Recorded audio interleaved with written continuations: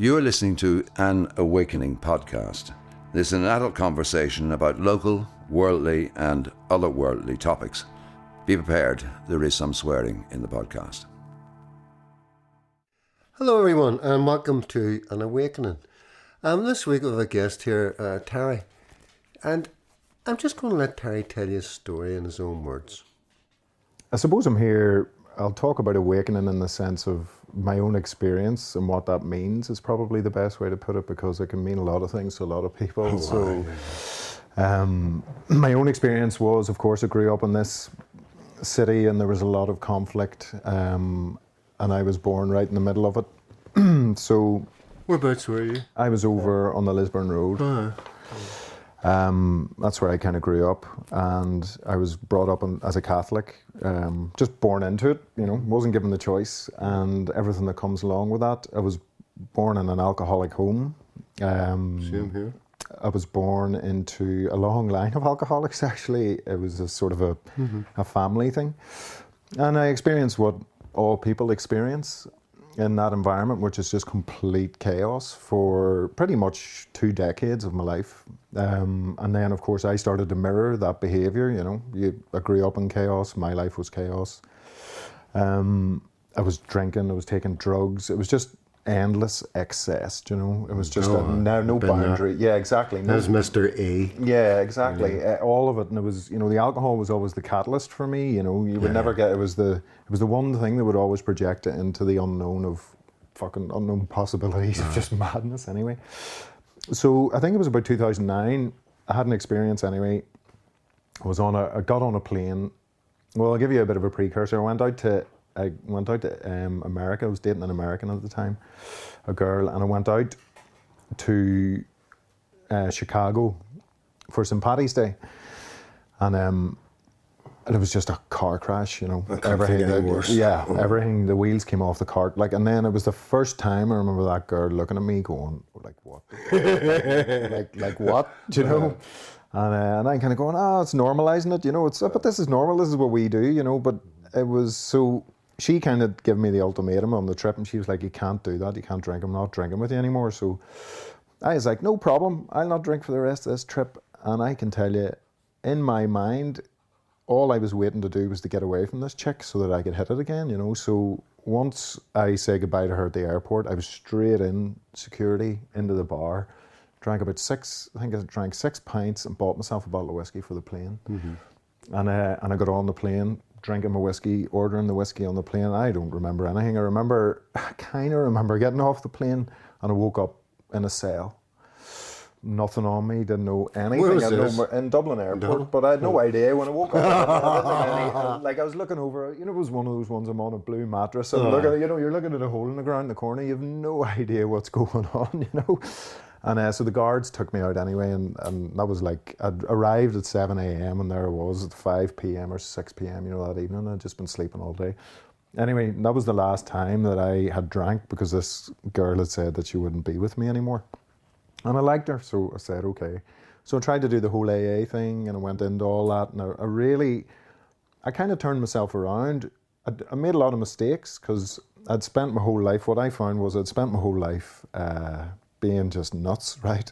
Every interaction or human relationship was because of the person I was, in the sense of the drugs. You meet all your mates, the drink, it's your mates who drink. Mm-hmm. So obviously I just cut all that off, and that dynamic just shifted instantly in my life. So all this just time and different people and all my old friends kind of just dropping away. They didn't want to know, what I mean? It's like, sorry, what? You've become someone I don't want to be around, this kind of way.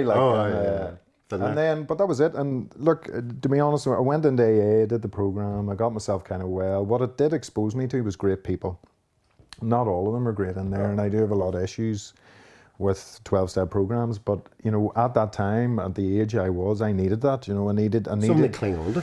Exactly, and people who had experienced, when I was listening to them talking, they were talking about what I was going through. It was the first time in my life that I was able to sit with a man and actually share how I felt without being judged. Because men in this part of the world were just, you don't talk about that shit. Yeah. Don't go deep. Keep it superficial, keep it fucking.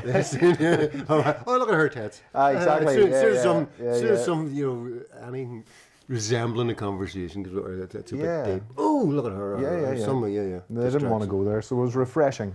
So I suppose I got exposed to a lot of literature as well. The people were saying, "Oh, you should read this book. You should read this book," and I'm like, "Well, I've all this time on my hands, and I'm sober now, so I will." And I read the books, and I did start having shifts, and I started having very profound, kind of spiritual experiences. And like I say that in a really Is there a book that sticks out in your mind?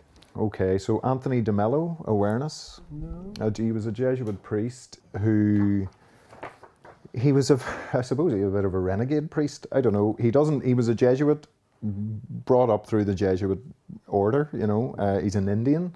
And he has a very kind of, because he's taken the Eastern philosophy and the kind of Christianity and all, he has kind of his own way of talking, but his book Awareness just changed my life completely. Anthony what? De Mello, so it's DeMello.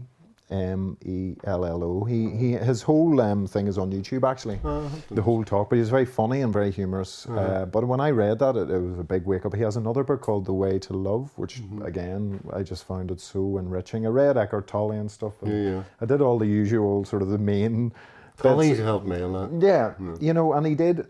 I don't know. I think for me, when I look at all these people, it's like these guys are there and they're stepping stones to where you're trying to get to. Do you know? And I think when we get stuck on their ideas, we're stuck. Do you know? Because that's yes, I totally agree with that. Yeah. You know, I don't believe in gurus and all this bullshit. You know, I listen to people and I don't take everything from anybody. You know, I just whatever just rests nice with me. Yeah. You know what I mean? You know. Yeah, I liked it because Anthony de Mello, obviously being a bit of a rebel, he had a different way. He just put it so plainly. He's like, you know, people don't want to wake up. Was his thing. They don't want it. What they want is comfort. What they want is they want their soothing things. You know, he said they want approval. They want recognition. They want status. Yeah. You know, and these things are the things that they think are going to bring them to some kind of satisfaction. Status could be something as simple. I can drink 15 pints a Guinness. Exactly. Oh, well. And that's it. You're standing with a group of mates and you're still trying to push for the status. But he said, you know, this is the biggest trap, because what they don't really want to do is to stop and actually look, you know, and really look honestly at yourself. It's the hardest thing to do I've ever done anyway. It's hard to be honest, you know. It's hard because you see the brutality and the madness inside you. And I think when I gave up drink, that was the biggest thing. It was like turning the attention on all this shit outside to bringing it here, back in. Yeah. But then I grew out of the AA thing, you know. I found it almost felt like it was claustrophobic, and that there were people in there which they kind of try and, you know, they're micromanaging you know, because it's the nature of them. Like they're just control freaks, you know. So you're in the middle and you're vulnerable, and it's hard to kind of, I felt anyway, it was hard. So naturally I just kind of moved on, started doing the guru thing, started going around, sitting with teachers, and it was all moving towards whatever I thought was, you know, enlightenment or awakening, you know.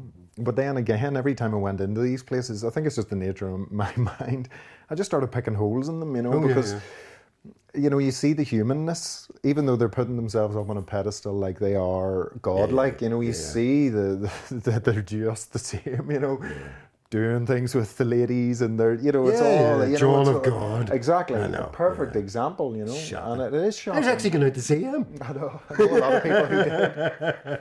And it's dark. Sorry, John of God. He was in Brazil, wasn't he? Yeah. And he done all this healing work apparently. This sort of, you know, but you know, and people travelled over the world and paid fortunes to get there and all to do his treatments and all. But it turned out he was running girls. He had fucking girls as captives and fucking Selling having babies, selling children and all. You know. And just because you know the people who go over it, and that, you know, this is the thing that I find very interesting about that, and it's happening a lot now, you know, since the whole Me Too thing. Even that world of gurus and stuff has just all been exposed, and there's another guy, Muji, who I had sat with him as well, and I don't know, like, you know, I don't know enough about it, but I know that the same patterns repeat themselves throughout. You know, you have a figurehead, he takes on the role of the figurehead, all these people become close to him, and then the ones who are close to him are almost like the guardians. You're not allowed in, you're not allowed in, and that's how they, you know, it's almost like it's a real sick thing actually, because what they're doing is they're pushing people away, and I've experienced this, like, you know, the inner circle won't let you interact directly with their guru, you know, this kind of way, and they're protecting them. And there, you know, Osho, another example of that, you know, and it's the same thing. So I didn't like that aspect of that world. I'm started recently listening to Sadhguru. Yeah, Now, I don't believe in everything he says, but he's very interesting. Common sense as well. It's just pure common sense. It's not religious-y stuff. You know, did you hear him talking about, someone asked him a question, and the question was, do you think it's right, you know, the Indian military spending so many thousands, billions on these new jet fighters? You know? He says, well, we need jet fighters. He says, we need bombers. He says, but instead of us spending 25 billion on these fancy American armies, we can buy these other planes and we can save over 20 billion. And do you know what we do with that 20 billion? We build power stations in Pakistan. And we make friends with our brothers. What's wrong with that? You know, thinking outside the box instead of, you know, always just grabbing and grabbing. You know, I'm not saying he's a guru or anything, but, you know, he just... I think they're like the way I look at it, them all, and I don't know, I got very into because I studied Ayurveda, and I suppose I should get on to that, because that was the biggest thing, the working on my body, physical body, was the biggest revolution for me. Like that just blew my head out of the water when I realized, like, that, you know, the whole health system, and then when I was exposed to like something like Ayurveda, which is this ancient philosophy about health, that just changed my life completely. It was like, you know, I was learning something that I kind of already knew. Instinctively? Yeah. And it was like, so when I was reading it, I was like, yeah, that makes complete sense. Yeah. It's all about how you relate to nature and around you and what's inside you and stuff like that.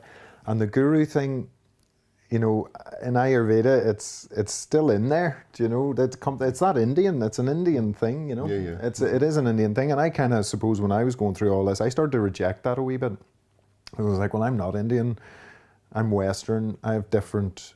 Do you know? I have a different mindset. Do you know? I know, but I was in India last year over New Year, I spent New Year's Day at the Golden Temple in Amritsar. Beautiful people, like I love Sikhs, I really do. Yeah. I walked into the place. I mean, it was New Year's Day. The place was bonged. You couldn't move. It took an hour to get about 20 feet, you know.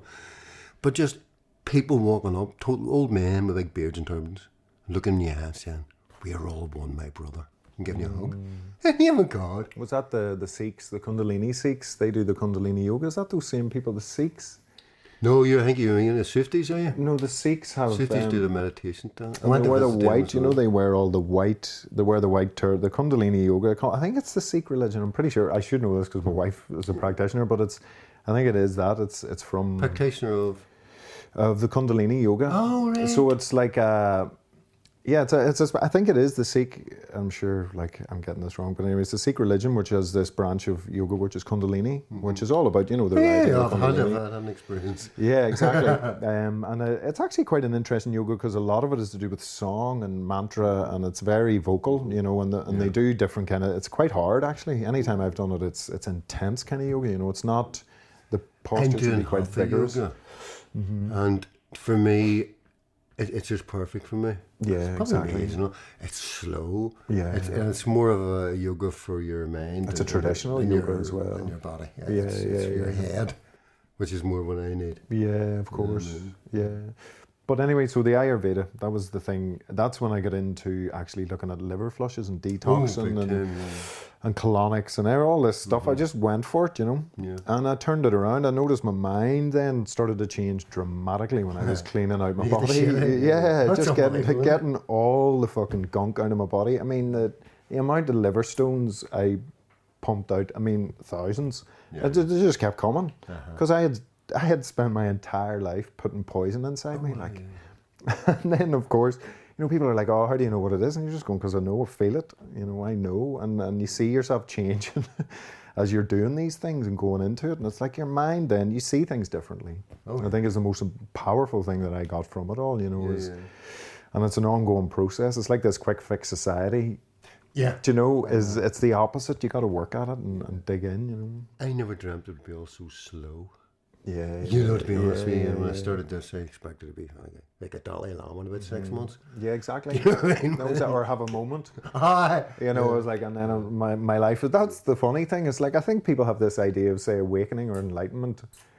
and they think everything will just be perfect, right? If I'm going to be enlightened, then nothing's going to be wrong with the world or whatever, and I'll just live in bliss.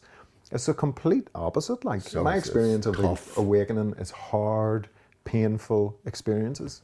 There's nights you're lying on the floor sobbing, covered in snutters. Yeah, That's true. Yeah, allowing yourself to break. Oh yeah. Just being But completely that's so vulnerable. important, isn't it? It's the hardest thing, I think. For me, anyway, that was the hardest thing. Yeah, I was the same. And when I started the ayahuasca, like it was 2 years before I threw up. And it was a few years before I actually, would have cried and stuff, But when it started, it never stopped. Granny bastard. You know what I mean? But exactly. But, getting that out, Yeah. it was like poison coming out of me. It really course. was horrible shit. Dark. Oh, don't you? But I think, of course, because look where we grew up. I know. And this is something that I've been talking about a lot recently. I don't know why it is with people. I think Marty and I were talking about in this post-traumatic stress and this trauma that everybody's experiencing, even on an individual level. I know what I experienced on an individual level. Yeah. Got the crap kicked out of me all my life, proper violent experiences. And then, on a collective level, that just sits here. Oh, yeah. And there's very little awareness about it. Like, Yeah, but I found, and this sounds crazy, Belfast has changed so much so quickly in the last couple of years. It's shocking. I don't know what's doing. I think it's the young people. I personally do. Because I go into places and you see people doing their thing and they're quite open about where they're from. They're not afraid to say, oh, I'm from whatever. Exactly. And there's no judgment on religion, my family, young people, And like when I was a wee lad, the first thing anybody wanted to know is, what are you? Exactly. You know what I mean? What school do you go to? Spell school. That's it. Oh, as soon as you hit the H or Yeah, H, yeah. It's bonkers, Isn't it? It is bonkers. It's like, it's like at the minute I hang about with I have a bunch of beggar mates, right? And I think I'm a prod from East, right?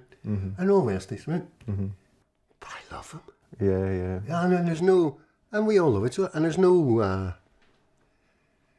what did you do in the past? Or you done this or that? No, everybody's done shit. Of course. Do you know what I mean? And it was the times. And I don't see I don't hold any sort of judgment on that. Yeah. But I think at Belfast, it's beautiful. So Yeah. I really do. I just think the people that are coming up, the young ones, the way things are happening, people are moving about in areas and all, I think we're in for a great future. I think it is. I think it's a positive. Like, I mean, if you look at the way, I think the young people are the generation, they're the ones who are going to let the memory die. Like, do you know the memory of the suffering? Because it's not going to live in them. But do you know the way they say, like, trauma's passed on? It's true. Yeah, it's like it's almost like the land that you're living in holds the collective shadow or something, Well, they've done these studies now. They've done studies on different people's, Native Americans, Aborigines, Palestinians. People have been put down in torture for a long fucking time, right? And they're saying now that this is all hereditary. This pain is passed on. So, all these different ethnic groups that had a spiritual connection, they tried to wipe them out. There's no doubt, Yeah. And, in Ireland, when you look back in history, you sort of think, well, why did the Pope send the English army in here? Yeah. Do you know what I mean? Yeah. And that's what happened. It wasn't the king or anything, it was the Pope. Why did the Pope send King Billy over? Well, we know that because that was 1690 and the Bank of England opened in 1681, and that's when usury started in Britain. That's when you start paying interest and getting into debt, being slaves. And it's all part of this control mechanism. Yeah, a slow creeping one. Oh. Which is part of the reason I don't really understand what's going on anymore, because I kind of think of this like the progression of, say, for example, like I just feel like the world's getting more and more, it feels like it's closing in on us more and more, It's like with social media and with media, everything's about fear now, everything is, and it's super intense. It's almost like I don't have a TV, right? So I go I go and look at stuff when I want to look at stuff, and I'll research what I want to research. I stay away from being bombarded with like narrative. Yeah. It's narratives. I can't do it anymore. Yeah. Because I can see through it now. Yes. Where before I was sat and listening and thought it must be a truth because it's on the BBC. Yeah. But it's deep, and it's if you imagine if you are not aware as a person and you go around your life and you're just living your life in your bubble and you think the world is the way it is. You've never done ayahuasca. You don't know anything other than it. You're going to buy into all that.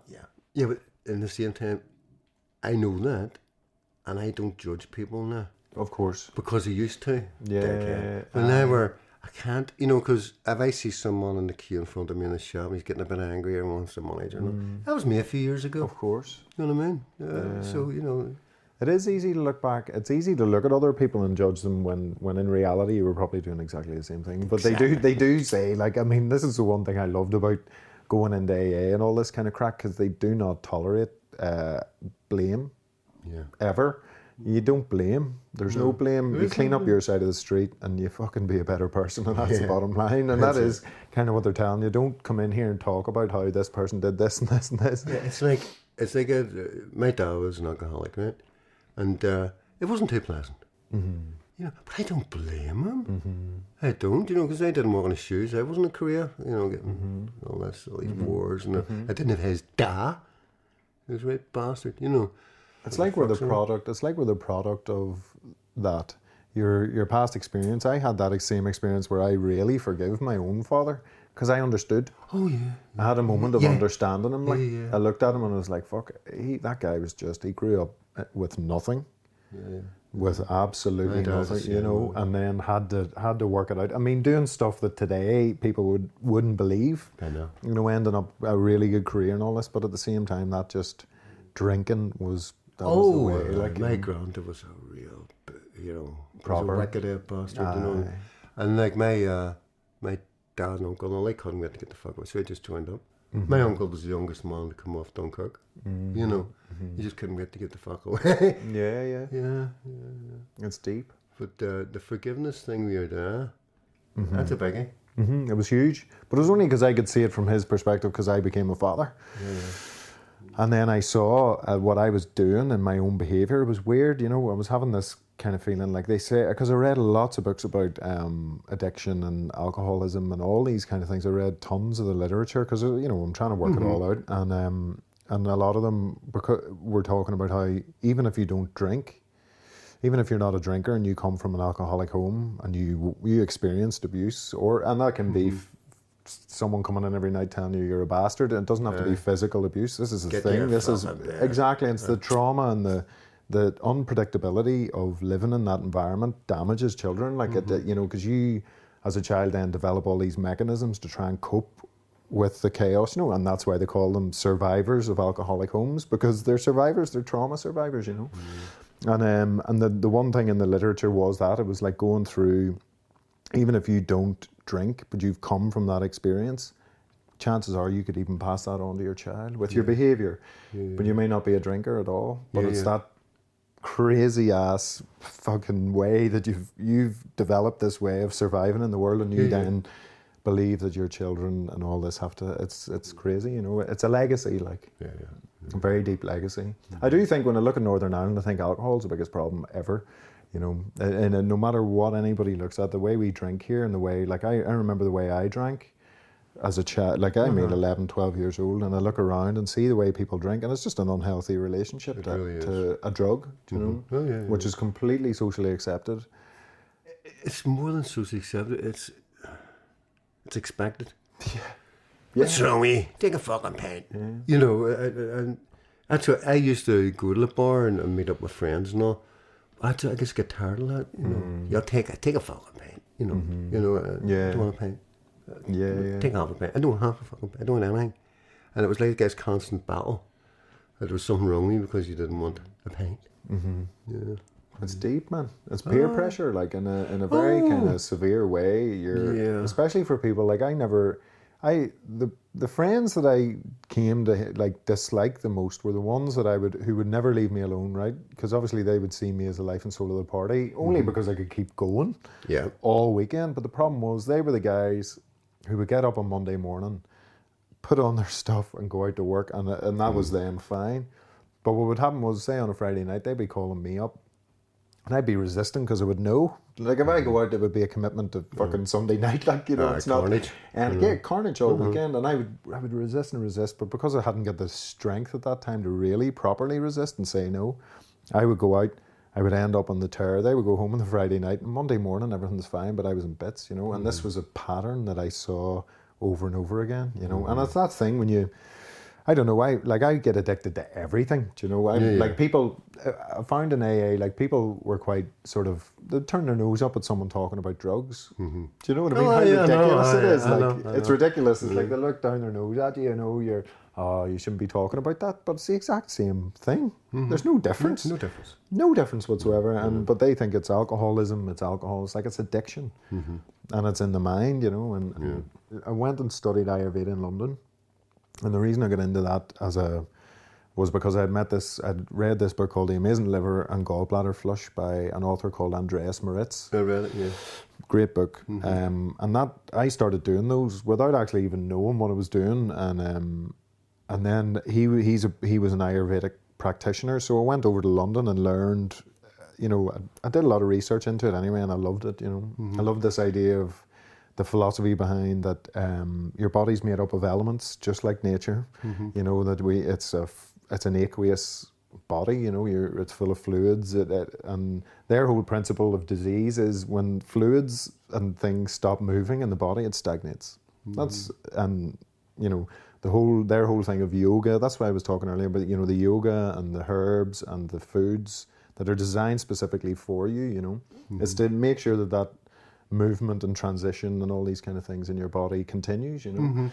And it was such a simple way of looking at disease and the process of disease and how we, like, you know, the further we get away from actual food, real food that comes from the ground and, you know, you pick off the tree, the further you get away from that is the more your body cannot use it, you know. Your body can't process it, it hangs around. So as I was saying, I started liver flushing and pumped out thousands of stones. I mean, huge things, like it was just, it just changed my life completely, just watching the results. And doing it myself was very empowering. And that's what I loved about it. I sort of was helping people for a while. I started, I got my diploma or whatever and tried to get people on the path and try and help them. But I found diploma in Ayurvedic, I was like as an Ayurveda consultant. So I came back and I was I did sound healing as well. I went over and did all that kind of stuff. I went full into it and I was doing sound baths and all. I was loving it. Love it. Yeah, great.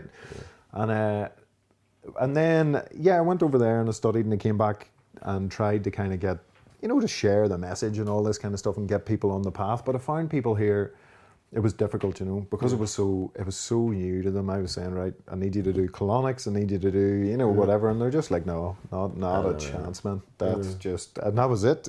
You can't help them anymore, you know. But so as I went along, I just kept doing it, and I met loads of really amazing people through doing liver flushes and being in that kind of community and like spreading out. And then I met this other guy called Dr. Morse, and his whole thing was fruits, you know, using fruits as a way to detox the body, but also while Andreas's thing was the liver, Dr. Morse is all about the kidneys and getting the kidneys filtering your lymphatic system. And it's just been nuts. It's been this crazy experience. For about 10 years I've been detoxing my body. I've like put other people on it and kind of, some of them do really well, some of them kind of just disappear, but there's nothing better than watching someone get it and start to heal themselves, you know. Seeing the complexion changing so quickly. And like the patchy faces, you know, bright and shiny eyes starting to sparkle. Exactly. It's great. And my wife, she had really bad acne. Like, I mean, it was the most aggressive adult acne I had seen. She couldn't get rid of it. God. And it was all up around here and it was just bad. And she used to wear her hair down in front of her eyes and all. And it was terrible, you know, and she would get these outbreaks and it would just be like terrible.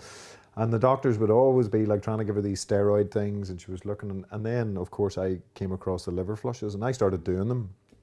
So I was like, right, we'll put her on this and get it. And 3 liver flushes, her acne was gone, and it has never come back.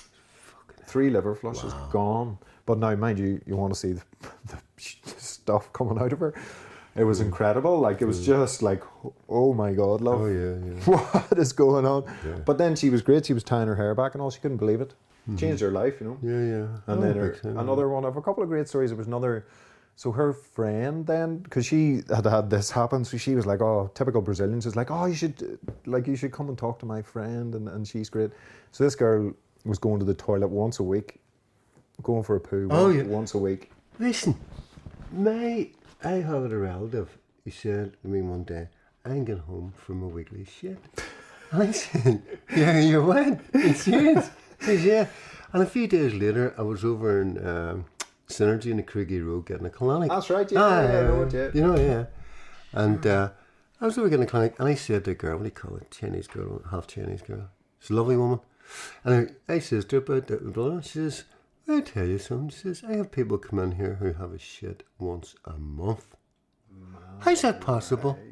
Where do you store it all? What happening? Well, it's bad news, like, for your body. Do you know, it's, I mean, well, that girl in particular did her first flush, and she then was sending me pictures of the stones. Like, she was pumping out calcified gallstones as well, so her gallbladder pumped those out, and which is actually quite I'm very shocked at that. Gallbladder flushing? Well, it does both. So when you do a liver flush, the gallbladder will squeeze, you know, but if it's atrophy, you know, if it doesn't have like sometimes I think what happens to the gallbladder is it gets so packed out and it gets so stagnated that it's not actually squeezing bile anymore, you know. Even if people don't know, it just isn't working properly. So what can happen is, if somebody's got a lot of calcified stones in their gallbladder, it'll either come out in the first flush because the gallbladder is so packed that any surge of bile will just knock it out. But she had on her first flush massive calcified gallstones, and her whole family had their gallbladder removed, so it was a hereditary thing, you know. So she was really grateful. And then could be also dad. Of course, it was dad. Family dad. And everything. I mean, she wasn't living right. But at the same time, this is one thing I've come to realise. It's very difficult for a lot of people, and circumstances are different. And you know, I kind of came into the Ayurveda thing quite like, you have to do this. You have to get up in the morning at 5, drink a glass of water, and then what I realised is, fuck, man, this guy is torturing this person because they can't. You know, it's like, you know. So I had to meet them.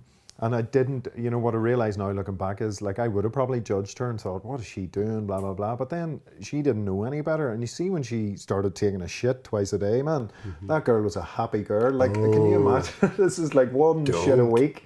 She was just like, oh my God, I'm pooing twice a day. You know? Like, it's great to take a shit, isn't it? Like, you know, it's a great feeling, you know. Of course it is. And that's the thing. So, and then, like, other people, like, I've helped people with kidney stones and stuff, you know. And it's nice because they would go to the doctor would see it on the scan, and then I would send them off to get the teas or whatever to break them down, and so they go back to the doctor, and then it's, you know, it's gone, and they're just, doctors can't work it out, man. They don't know what's going on. They're just going, what the fuck did you do? You know, you don't like a tea? And it's like, yeah. And they're like, right, whatever. On to the next one, you know, they don't care, but it is, that has happened twice. Yeah, you know? You say they don't care. I had a friend, and I sent her home today with 12 and a half centimetre tumour in her heart. Right. Well, she took alternative medicines. 4 weeks later, after she started it, she went back to the hospital, and they says to them, we don't know how you cured your cancer, and we don't want to know. What the fuck is that? Yeah, that's and further than that, and because you've went against our recommendations, we're no longer serving you. Your next scan you have to pay for yourself. It'll be £700. That happened to another friend of mine I know as well. Nuts. That's the exact same thing happened to a woman I know who beat it. But she beat it. Yeah. And then, so she went off, she got very, very sick, and then they put her on chemo, and then she's like, I can't do this, I'm not doing this, I'm going to do this alone. So she then went herself and started doing, she actually found another liver flush protocol or something, so she started doing her own liver flushes and kidney cleansing, right? So she went back to them again, they couldn't work it out, and they said to her, well, you know what, we're not going to help you anymore, but I'll tell you what we'll do, well, you have to come in, we need to monitor you, because they just thought she was a freak of nature. They thought, they couldn't understand. And so now I met her recently, and she's really obviously fucked up from taking all that stuff, and her kidneys are bad, and they want to put her on dialysis, and she, same mentality, she's like, I'm not doing it, I am going to fucking beat this myself, you know, I am not going to listen to them, because, you know, I didn't the first time, I don't want to do it again, you know, but it's sad, because the way they're treating her, it's fear. All they're telling her is that she is going to die, and that she is in danger. They're not, you know, there's no support whatsoever from a point of view of... I found my own, so I was diagnosed stage 4 prostate cancer about 5 years ago. And the fear thing, it was a big part of it. Was like when you go into the hospital, we'll have to get you into chemo right away. Why? You know? We need you in next week, we need you in tomorrow. Why? You know? Yeah. Did you do chemo at all? No, not. No, because when I actually went about it, I said to the surgeon, I says, but you're recommending something to me that's 97% ineffective. He says, what do you mean? I says, because I've read the 12-year worldwide study on it. It's 97% ineffective, and them figures are swayed. It's only good for 2 cancers, and that's testicular cancer and leukemia. It can be very effective on them. I met my wife in Scotland at a place called Fintorn at a retreat. And that was the end of my AA journey. I went over there while I was in the middle of AA, and then I sat with this teacher called Gangaji, who was a non-duality type guru figure. And I just had this like experience where I was like, I just realised, fuck, there's nothing actually wrong with me. What am I doing going around calling myself an alcoholic? Do you know, it was like this, what she was talking about, and about truth and about like the awareness in the moment, that just made me realise, like, I don't need to be labelling myself as an addict anymore. Like, so that was when I met my wife, and through her, I ended up doing this thing called the cocoon, which her brother did. It's a shamanic thing which came from Brazil, and you go out into nature and you pick all these plants, and then they make up a tea, and they wrap you in this cocoon as such, and they wrap you up and they put the tea inside with you. So it's super hot, you know. Yeah. And they put it on different places in your body. And the first time I did it, I had no idea what to expect. My wife was just like, "Do you want to do the cocoon?" And I'm like, "Yeah, why not? I'm doing everything, you know. Keep going on the wave." And the first time I did that was, would you remember when you were saying about you had this moment of crying and sobbing, right? That when I came out of that cocoon, on the 3rd day, you go into it each day. Then they sing and they perform, you know, the smoke and tobacco, everything's going on all outside, and you don't know what's happening. You just feel the energy moving in your body. And it was on the 3rd day of that I just had this, I came out and there were all these people in the room like throwing flowers on me and all, and they were playing this lovely happy music. I just started to cry, like I couldn't, it was the love that I felt from these people just blew my mind, you know. It was like I hadn't felt that before. And it was like, you know, when they were just there watching my experience, knowing what I was experiencing, you know, laughing and like clapping, and I was just like, wow. But it was through him and that experience then he suggested that I do the ayahuasca. And it's quite a funny story actually when I did it the first time, because I hadn't done anything, right? I hadn't done mushrooms. Like, we grew up taking mushrooms here. That was my psychedelics. Like, we were taking them every year. It was like, nature's free drugs. I was a completely wrong way to do them. Absolutely. You know, just come sacrilege. Like, just now it's that a sacrament I know. for And then we were out there just banging them in and fucking doing. And West down with ball of Buckfast. Aye, and then going into raves and all, and then someone loses their mind, and that was fucking horrible. Like, and when looking back, actually, when we were having bad trips, is it any fucking wonder? Like, I mean, what the?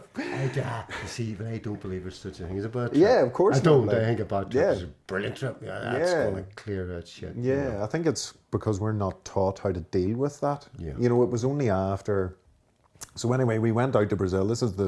And I hadn't done anything, and I was coming from my whole, like, I'm sober, and I'm going to take a psychedelic again, like, and it was like I was afraid, genuinely afraid, and we had to wait around in this city called Recife, which is in the northeast of Brazil, and all the people who were going to do the ayahuasca were there, and we were there for days, and I didn't really understand. I was like, why the fuck were we waiting? And my wife would be like, oh no, they're just waiting for the right time, because we had to drive out and way out to the outskirts into this place where they hold these ceremonies, and I'll never forget getting out of the car, coming from the city, this South American city, which was so intense, man. It's like the energy is just so intense, and coming up, and I remember getting out of the car and the fresh air hitting me, like, and it was just like, wow, this is a special place to do this.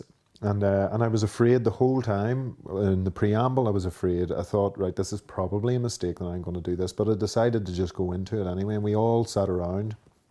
They lit a fire, and we, you know, I was the only English speaker there, like, apart from my wife, and I couldn't understand a fucking thing that was going on, like, to be honest. I was just going along with the experience.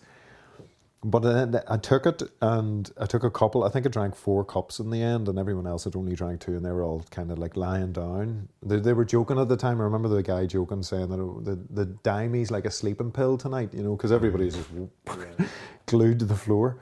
But I remember sitting with these 2 guys, and I couldn't really see them. They were sitting in front of me, and I could just see the silhouettes. It was like an owl, and they were wearing their hats, and they were just, I could tell they were watching me, because I was the only one sitting up, and there was this weird kind of communication thing going on with us, you know. You know, that kind of like, it's hard to explain in words, like what's going on, you know. But I could just see their silhouettes, and then like, it was almost like, I just looked up, and the clouds were kind of parting, right? And it was almost like as I looked up, it was happening at exactly that time. And then I could just see the universe, man. Yeah. Above me, the stars came out. And I had this moment of like, I felt like it was almost like the first time in my life that what I was looking at was like recognizing me at the same time. Exactly. Looking back at you. Yeah, and I just cried. Yeah, you know, I couldn't control it. And they were I could hear them sniggering and stuff, you know, and laughing. Because I'm just there going, oh my God, you know, what are those big deep psychedelic experiences, you know? Yeah. And then that was that, and I went through it and a lot of stuff. And when I actually came back from Brazil that time, I bought myself like a mushroom brick and grew my own mushrooms and everything, and grew them on an altar and all. I went real, I got very into it and like wanted the right energy, and I was using them then after that quite regularly. Like I would wait, and then I would depend on where I was or what I was doing. In the sense, I only ever did them in my living room, and that's when I realised that this is the way you're meant to do these things. You're not meant to abuse them in the way I was doing it. You know, it's like you realise like these things really, really give you a teaching. And if you're running about drunk and fucking doing all that, I mean, it's a car crash, you know. And then so I did all that. I was doing my, as I called them, my ceremonies, and I just, you know, all those things. I did the ayahuasca again for a second time in Brazil, and it was a different experience. We were on a beach, and it was weird. And we actually did it on a Native American burial ground, like one of the old tribal burial grounds as well. It was different. Like it wasn't the same as the first one, and I remember what I got from that one was, it was like this voice in my head that was just saying because we were watching the ocean, and it was like every wave is a synchronistic event. So every wave that crashes is a synchronicity, but you can't see it. And I'm kind of like, what the fuck does that mean? You know, like this cryptic message, you know. Yeah. But it meant like that every wave, what I got from it was like every time a wave crashes on the ocean, it's meant to be there, you know. It's meant to crash. It's like everything is like connected somehow. It was bonkers. Yeah. But that's my experience with psychedelics. When I try and explain them, unless someone has done them, you're just talking about something completely you can't. You know, it's like saying to somebody about watching a movie they've never seen on TV. Well, like, you know what I mean? You wouldn't have a clue. Yeah. And what happened then after that? How did you feel after your ayahuasca? What was your experience of your feeling inside yourself? You had a good gurn the first one, you know, but I actually have. That's actually a pattern. Not a pattern, but like a thing that, because what I notice is when I do psychedelics, I do them alone, so I don't do them with other people. I take quite a few. I don't call them psychedelics. It's a weird, entheogens. Whatever it is about them, I do them alone. Yeah, and the reason being is unless there's someone that I really trust, and I would do it with them. But for me, is what I've found, and this is just my own way of doing things. Like, if I feel the call to do it, I'll go out and I'll pick a load of mushrooms here, like, and I'll wait until the right time, and I'll do them, and it'll be a dark room, alone, no distractions, no one else around, and that'll be it. You know, a large dose, and see what happens. And every single time, without fail, I tell you, I end up like I will cry, and it's usually around the same moment, and it's usually around the moment when the intensity of it is wearing off, and I'm starting to have the comprehension of what I've just gone through, like the hero's journey in 6 hours. You know, you've been beating around the room, you're seeing, you're seeing all your darkness, and then all of a sudden you come out into this light, and you realize, like, and it's mind blowing. But after the ayahuasca, I felt very familiar to it. And I felt it was a very familiar thing, and I've always felt that with... Did you get that motherly feeling with it? That was the feeling that I got, that love. Mother and grandmother thing. Oh, it was like, man, it was like literally there were angels in the sky. I couldn't see them, I just felt them, and they were looking at me smiling with this. It was just like this pure love being like poured down on me from the universe. I mean, it was literally, if you imagine going out to the outskirts in Brazil and the sky, like, you know, the sky, it's just like, Jesus, you just, like, it's swallowing you up, you know. That's why when I walked in, I thought that picture was just incredible. Yeah, it is, isn't it? I fucking love it, man. I think you put me at. Yeah. Says a lot. Doesn't it? The picture we're looking at is a picture of a man up a ladder on a wall, and his side of the wall's shit. It's just all racked and everything's in shit order. But above the wall there's this beautiful galaxy and universe and stars. And Well, that's what I mean. It was that kind of, intensity. But and that's been my experience with, ayahuasca, and I felt like they are quite similar. I just always, when I took it, I realized, wow, this is a jungle thing. Like, it has the jungle energy in it. The ayahuasca is that jungly, it's like, fuck. I've been in the jungle so many times, in my journeys. Yeah. Of course, and people say the snake and the leopard, it's all jungle animals. I became an anaconda one night in a work. It was a big work, there was a lot of people there. And the chi and energy, whatever you want to call it, that I had built up in that thing was unreal. And I was this anaconda going through the jungle, and I could see the grass and all moving in front of me, you know what I mean? But what struck me at first was that none of the animals were afraid of me. The wee birds and all weren't getting out of the road. And then I caught on, because they know that I'm not hungry. And I was going along, and what I realised, and it was like getting taught a lesson on an anaconda. It was the anaconda doesn't just go out and eat every fucking thing it sees. It has an area, and it farms it. It knows every animal that's born there. It knows every, so if there's capybaras or whatever, right? And there's not too many, it'll not eat them. It'll let them breed out, and it'll go and eat something else. And it always picks on the weakest first and stuff like that. That's fascinating. And you got all that through the trip? Through your journey? Yeah. And that night, a very good friend was there, and I was lit. And I get up, I needed to go to the bog, right? So he went to the bog, and he was coming out, and I just touched him with my finger and blew him in across the room with a chi. And he was near enough paralysed for a couple of hours. Wow. Just a mad build-up of energy. Yeah. I find that's the thing about them as well, is that one of the maddest experiences I had I think this might have been the last time I did them. I did mushrooms, and I'd grown my own. And what sort did you do? Treasure Coast, they were called. They were very like DMT, I have to say. They were very visual, super visual, and super strong, and I was in Italy, and we tried to move to Italy, and I love Italy. special place, like. Isn't that gorgeous? But it did, anyway, for one reason and another, it didn't work out. But I had the last of my mushrooms. I think it was about 7 dry grams or something, and I was like, well, you know what, I'm going to do. Did you like them? Yeah, all of them, right? Yeah. And it was just, what I remember most is when it came on, the effects. The way you're normally sitting there and you kind of go, is this working? Is it not? There's that wee period of in between where and you're uneasy and there's anxious. That didn't happen. It was just like I was sitting there and I was going, wonder when this is going to kick in. Next thing the room just went like in a big spiral that I couldn't control, and I shit myself. I remember going, but I lost complete control. So it wasn't like there was no resistance because I couldn't. Do you see what I mean? There was no Terry there to kind of go, I don't want to, this is too strong. It was like full immersion, Did you ever try the big red jobs when I made a mascara? I never got the chance because... I did, And what did you think of them? I saw them over there.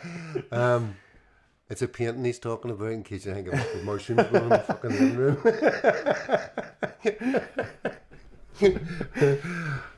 It was a very long 12-hour thing. It was very tough, a lot of shitting, a lot of booking. But it was one of the most amazing experiences of my life. Really? You were talking about the father thing. Part of my journey with that night was, at one stage, when I got the book and shitting over,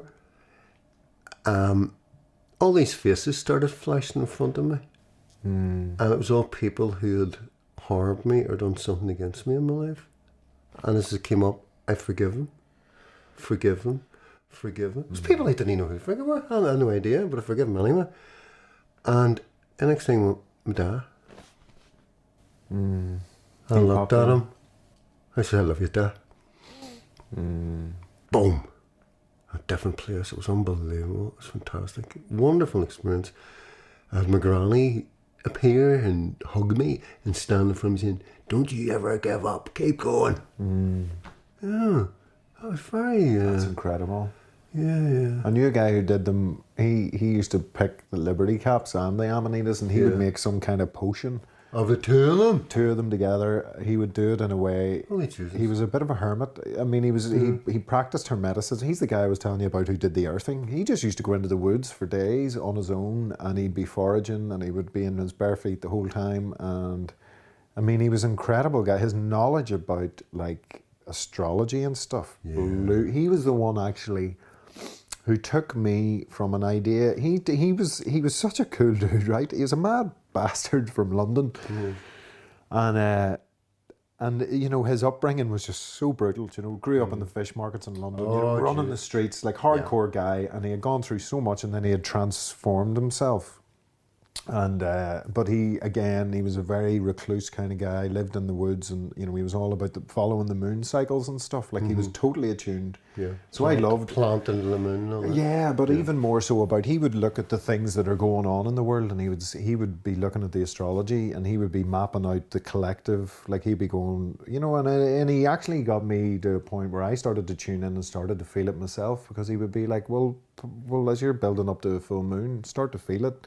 And be like, set your intent on the moon, and feel the energy, and then he would be like, observe others on the full moon. And right enough, I started to do it myself, and I'd be like, okay, the build up, I got the apple I was watching, and it is incredible. The moon build up, the full moon, the build up to a full moon.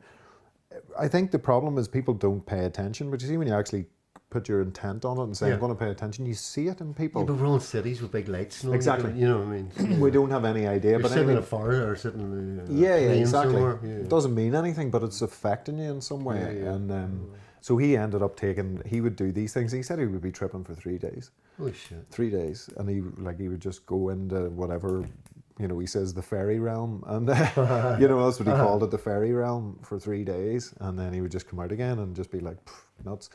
But, it's just madness, you know. And I loved, do you know what I loved? Is when I would meet someone like that. Now I never see him again. I haven't seen him, haven't heard from him.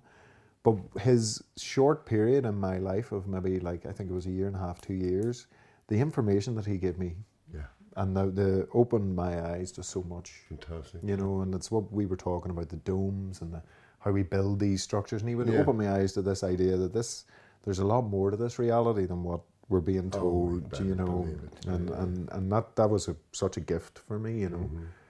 So so I actually did sound healing, and as we call it, vibrational healing. What do you mean, you went to it and you... I went, so what happened was, because I've always been a musician and a soundy, and I've worked in audio and all, DJing and all, I was always drawn to weird sound. Like I was like to Gabba, I was into Dutch Gabba and all, like, you know, Gabba's hardcore music, 180 BPM, man, it's madness, like, you know, that's where I would be doing mushrooms and that, like, you know, I'm surprised I lived through it, but anyway, but it was very, very intense, and it was always into like weird sounds and things that kind of, and I always believe that sound is a very powerful, you know, either to heal or to destroy, you know, it's both. So I went and I started to get into it and study it a bit, and I went over to this thing, the Colour of Sound Institute. I did like a small course. I bought all the instruments, the crystal bowls and the shamanic drums, and over time I was like building up my wee I love kit. that. I'm a didge player as well, I play didgeridoo. That's the only thing that I've kind of... You have to teach me circular breathing. Okay, no problem. I can do it in a day. Yeah, no problem. Done. Yeah. No problem. 2 didgeridoos at the baker. Oh, do you? I'll get you. I'll get you up and running in a day.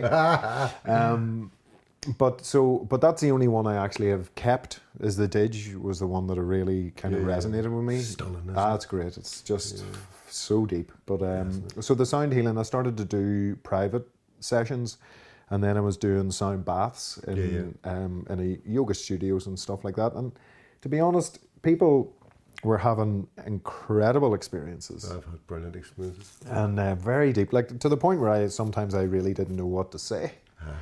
Do you know? Because it would be like, they were going, and then, it was like what we're talking, it was almost psychedelic. Like people would be coming out and they'd be crying and they'd be going like, I don't, like they wouldn't be, you would see them struggling to try and describe what was happening. But I kind of just started to observe. It was just they had an opening. The sound allowed them to relax so much that they had a bit of a breakthrough inside, and the thing I loved about it as well, and I always used to tell people when we were doing the sound baths, is like you don't have to do anything. Yeah. You just have to lie there. Yeah. There's nothing to do. This is a vibrational thing. The sound is, and it was incredible because at times you would be able to see in the room just people's mouths. That shows the relaxation. Someone who comes in, they're straight, and then next thing the jaw falls, and they're, you can see that they're going into something very, very relaxed. I get the same with drumming. The shamanic drumming. Yeah. Getting a place with it. Yeah. I found that it was a good way. So that was the way I would do it would be the bowls, the crystal bowls usually. I would use those with my voice. And then I would move into the more shamanic stuff at the end with the Didge, and then I would do about 15 minutes of the drum at the end. Brilliant. To get everybody back into that kind of groundedness. And I loved it, man. I sold all my instruments, and I regret it because I did it because I didn't. A lot had changed inside me, and I took away a lot of the doctrine. So, like, people would come in and they'd be like, "Is this going to balance my chakras?" And I'd be like, "I have no idea. No. I don't know." But what I can guarantee is that if you come in here and you can relax, you'll have some kind of an experience, and I would really like to hear what you have to say. But I found that world of sound healing and stuff. Everybody wanted the ascension and the chakras and the jargon, and I just didn't want that anymore. I wanted to keep it clean and keep it like that anybody could do it. Yeah. Anyone can come in here and have this experience. You don't need to know any jargon. You don't need to know anything. And as I started to do that and be quite strict about that, my numbers just dropped. And there were only 2 people who were coming at the end. But we were having these experiences where, like, I would be playing the thing and I would be using my voice, and the 3 of us would get up at the end and we would sit in absolute silence for about 20 minutes, and it would be as if we were feeling and thinking the exact same things. It was tuned into each other, totally crazy experiences. And it was nice because then when I sold my stuff, I was like, well, at least the end was good. It was positive rather than. So I sold them all, and I still play Didge. The didgeridoo is the thing that just keeps me in. It's something that, to play when you learn the circular breathing technique, that it's an incredible feeling when you can play. Oh, I'd love that. For anybody listening, circular breathing's when you're, correct me if I'm wrong, circular breathing's when you can keep constantly breathing out. So to keep the note constant, And I play this with saxophone. I would all like to try it with that as well. In some way, you know what I mean? If it could be. I think any wind instrument, you probably could do circular breathing. I was thinking there, flute or whatever. But yeah, the idea behind the breath, and it is a kind of a cheat. I have to be honest. Like the circular breath is this thing where it is about balancing the breath in and out. So it's called circular because it feels like you're doing this and you're not taking. But what you're actually doing is to do with pushing and pulling. The diaphragm and. But what's a lovely feeling is when you go for it, and you could be circular breathing for like 30 minutes without a break, and there's something that happens. You just get into this state with the vibration in your lips, the vibration coming from the end of the Didge. The fact that you're circular breathing, so a lot of the time you'd be hyperventilating. So you get into this very clear kind of incredible state of mind. That's and probably an addiction for me, but I love it. I love the sound it creates. I love. I met a guy, an incredible guy who made my Didges for me, and he lives in the forest in Croatia and builds these big, massive Didges, So the next one I'm getting is like 2 meters, it's like nearly 3 meters long. Oh, you like my own? Is it good? Yeah. It's nice. Yeah. It's great. So yeah, man, that's the sound healing. For me, it's a very, very powerful technique.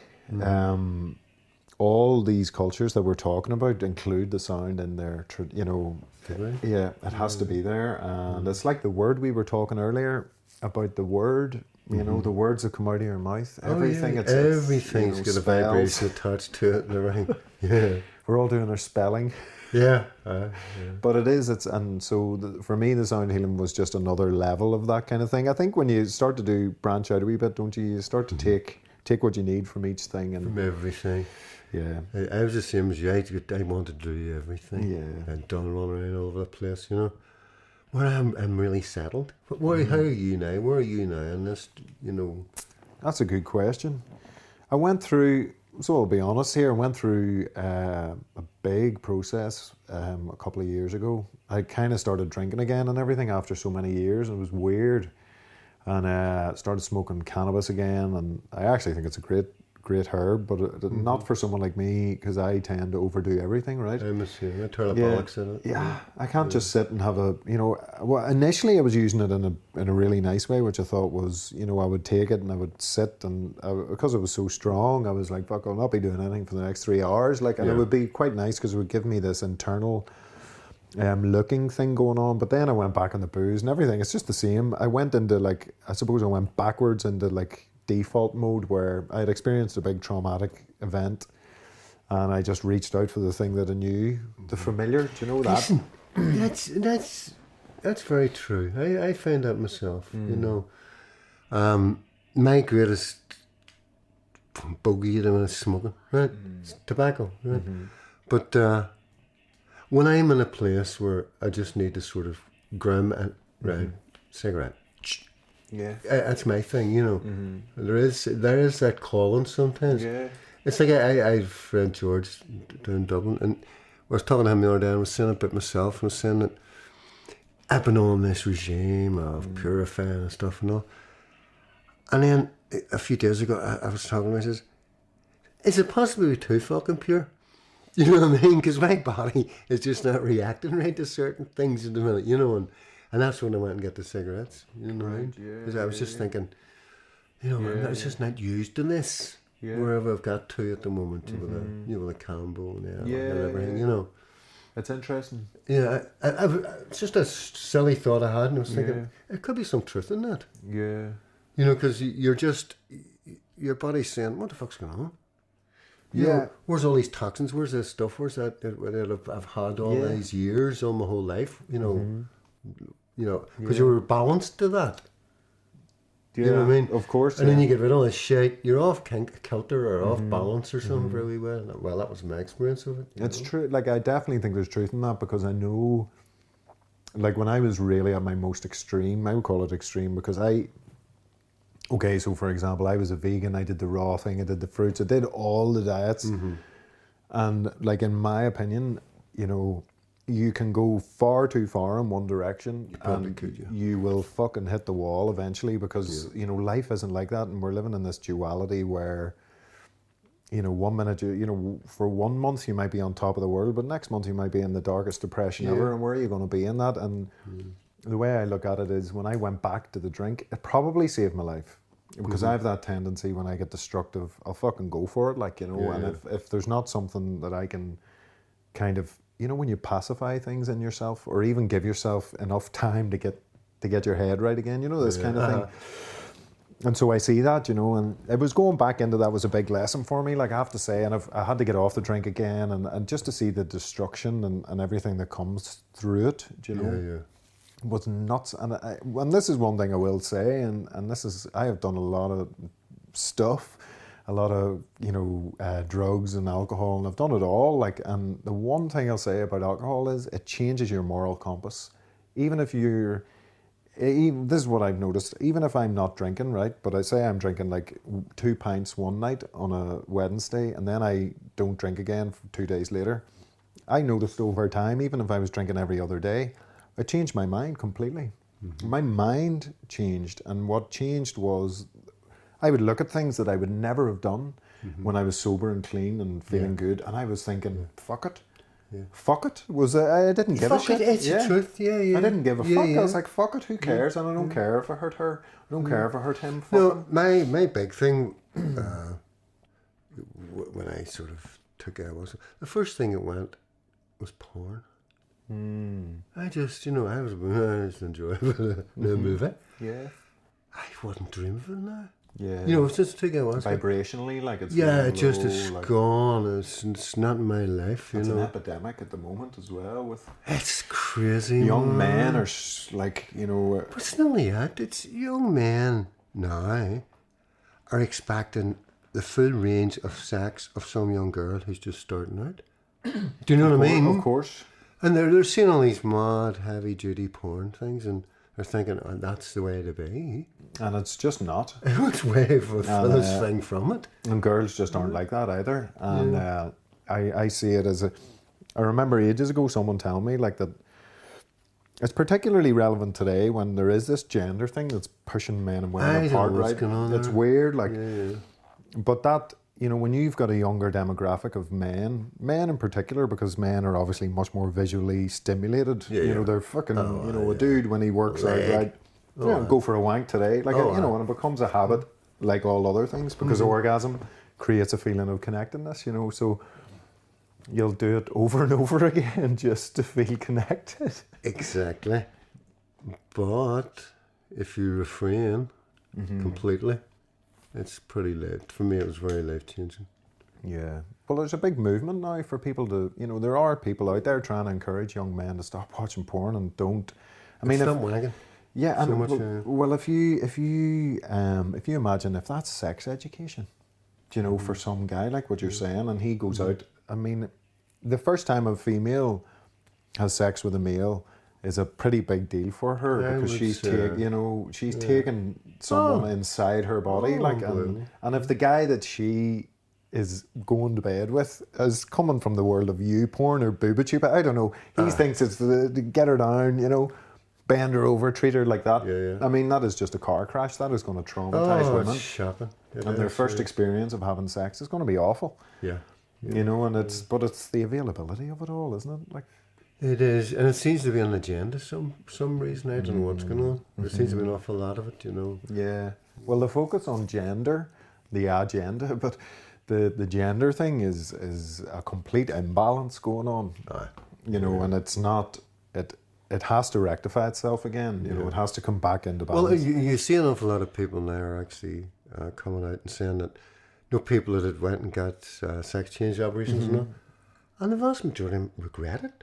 Yeah. They actually regret it. Yeah. And it's like there's parents now and they're pushing their wee kids and all to get so let them fucking be kids. I think there is a big let them defend themselves. For because they're kind of they're statistically this is a known statistic is like the majority of children who have been who haven't transitioned. So if they believe they have gender dysphoria, right? So they say I'm a male, but I think I'm a woman or a female, and that statistically, like the majority of those males who don't transition, they just grow up to become homosexual men, and that's statistically shown across the board that if they're left alone, they generally just they're more feminine. But at birth, so they're going through this struggle, and that's what they find. It must be shocking. Yeah, well, it's definitely Jesus, it's a deep. I suppose there's questions. The questions I would have, but this is probably for another podcast. But the questions I would have would be: gender dysphoria is a legitimate medical condition, and I don't doubt that for a second. My problem is when things go from medically, diagnose, you diagnose someone, and then now we're in the realm of ideology, where transgenderism we're not seeing it for what it is anymore. We're seeing it as this ideology that's being pushed on everyone. It's when you start talking about children, anyone's free to do whatever they want when they're an adult. No one's going to turn around and say, you can't have a sex change. You say, go for it, man. If it makes you feel happy, you do what you got to do. We're all doing it. But I think when you have a younger group of people who have no clue, a 7-year-old, you're going to start giving them hormone blockers. Like, what is going on? 7, I hardly knew not to fucking pick my nose and eat it. Fuck me, man. It's like 7. I mean, I don't think I was right until I was 27. Fucking 57, mate. Jesus Christ. You know what I mean? It's like, yeah, give them the fucking shots. You're like, no, man, don't do that. Yeah. No, it's nuts, you know, but sure, that's the world we're living in. What's next for you? Well, I'm probably going to talk to you about that, aren't I? We'll talk about a conversation. Because of sort of, I'm still coming out of that last kind of blip, bender, whatever it was. I learned an awful lot. at the time. So I'm going to start my liver flushes. I've done a couple. I'm going to start doing them again regularly, once a month. And I'm going to start my dry fasting, because when I did do it in the past, I got great results from dry fasting. Why? Hello. Tell me, what durations of dry fasting? So when I do it, I generally kind of go 24 hours. If I could push, the last time I did it for a day and a half, and I kind of just felt I was going to go to bed and I just drank water. That was it. I sort of felt like I could have gone on till the morning, you know, but I sort of felt like whatever. What did you get out? Oh, it's your kidneys, man. It opens up your kidneys like nothing else. It's like if you dry fast. So with ordinary, you know, you're drinking water, it wouldn't open your kidneys up. No, because so basically it's a different. So what you're trying to do is the dry fasting works really well on your lymphatic system. Yeah. That's where the combo goes. Exactly. So what you do is by dry fasting, what you're doing is you're kind of getting your kidneys to filter your lymph, right? And so you can see it like if you do a dry fast for a day and then you go and you drink your whatever grape juice, coconut water, you know, you're breaking your dry fast. The first pee you do, if you pee into a glass, it's going to be packed. Like you won't even be able to see through the glass because there's so much lymphatic stuff in it, like waste.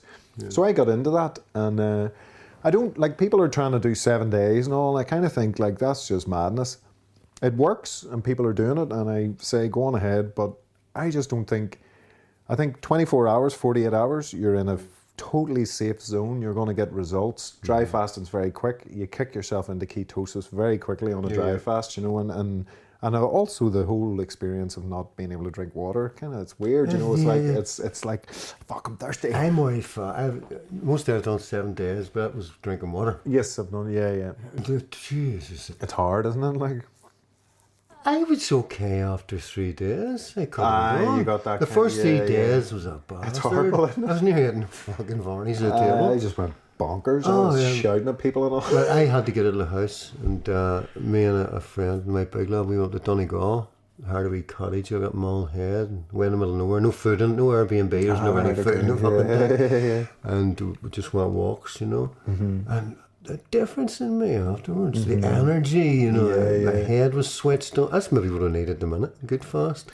The fasting, the dry fasting is brilliant. I just put my mate on one, and he had a great experience. He's done them, and he's been having problems with his health, and I just told him stuff to do, and he's a bit resistant to do liver flushes. A lot of people don't want to do liver flushes. It's really weird, so then I have to kind of go, right, okay, well then do this. But I put him on a dry fast, and he got a great experience. You know, got a really good lymph dump. But it's nice when you see that, because you know your kidneys are getting going.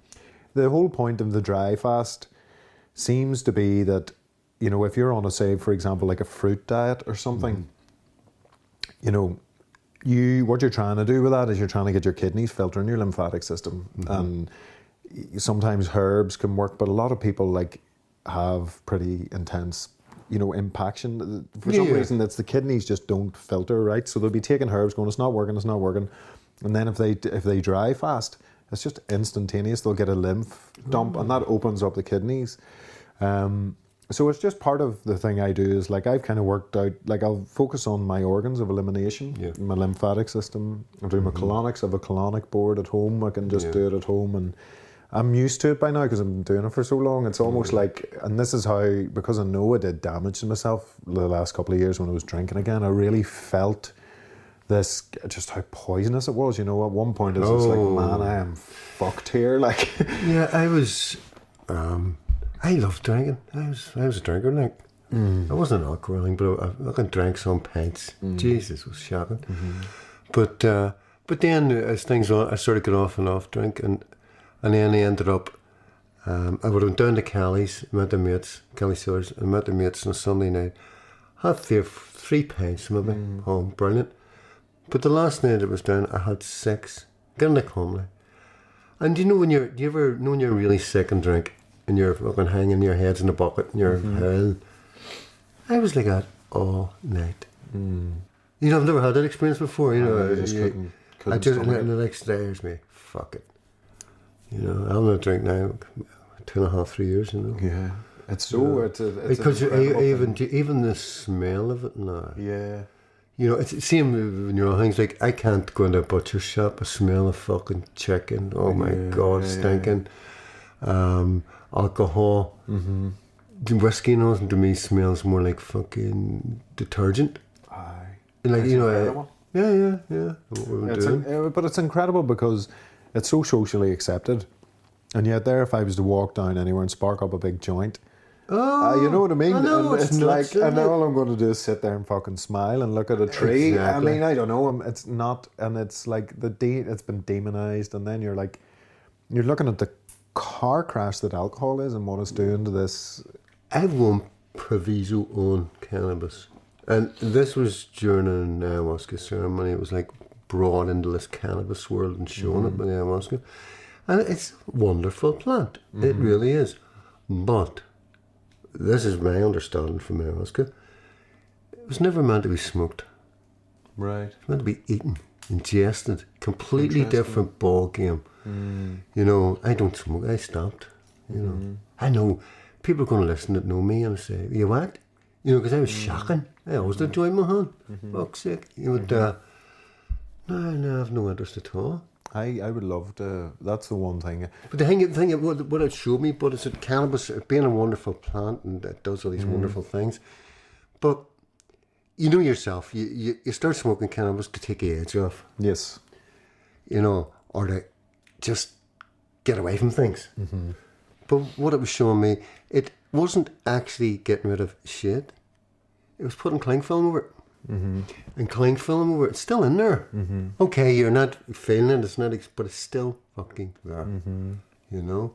It was very interesting. Yeah, to me it was very interesting. It was very big. My wife had a very similar experience to what you're just saying, just so don't forget. She got taken, when she first took ayahuasca, when she was a teenager now in Brazil, she did it in the Santo Daime church. She had the worst experience ever. She said someone gave her a smoke while she was on the ayahuasca. And she said she literally was transported to all the fucking pain and the drug cartel. It was like she saw from the beginning to the end. From the beginning to the end, and the pain and the people being killed at trucks, while the cannabis was being travelled through Mexico and I was like, wow. And she was like, it showed me it all the horror behind, and she said, I never smoked since that day. It actually was she was like, I'll not fucking touch it, you know.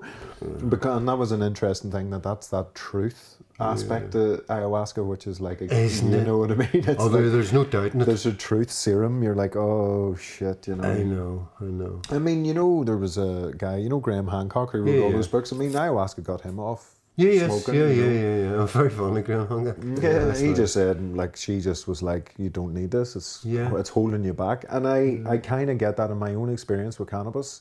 I've smoked it since I've been 11 years old, hash and smoking in Belfast and whatever. And it got me through periods of my life where if I didn't have it, I probably would have hung myself. Exactly. Like, you know what I mean? Yeah, I've no doubt in it. Yes. And I think when I started smoking again in my later life, it was a similar thing. I just knew, I was familiar with it. And I knew that entity and that kind of energy to the cannabis thing. But it's the same thing.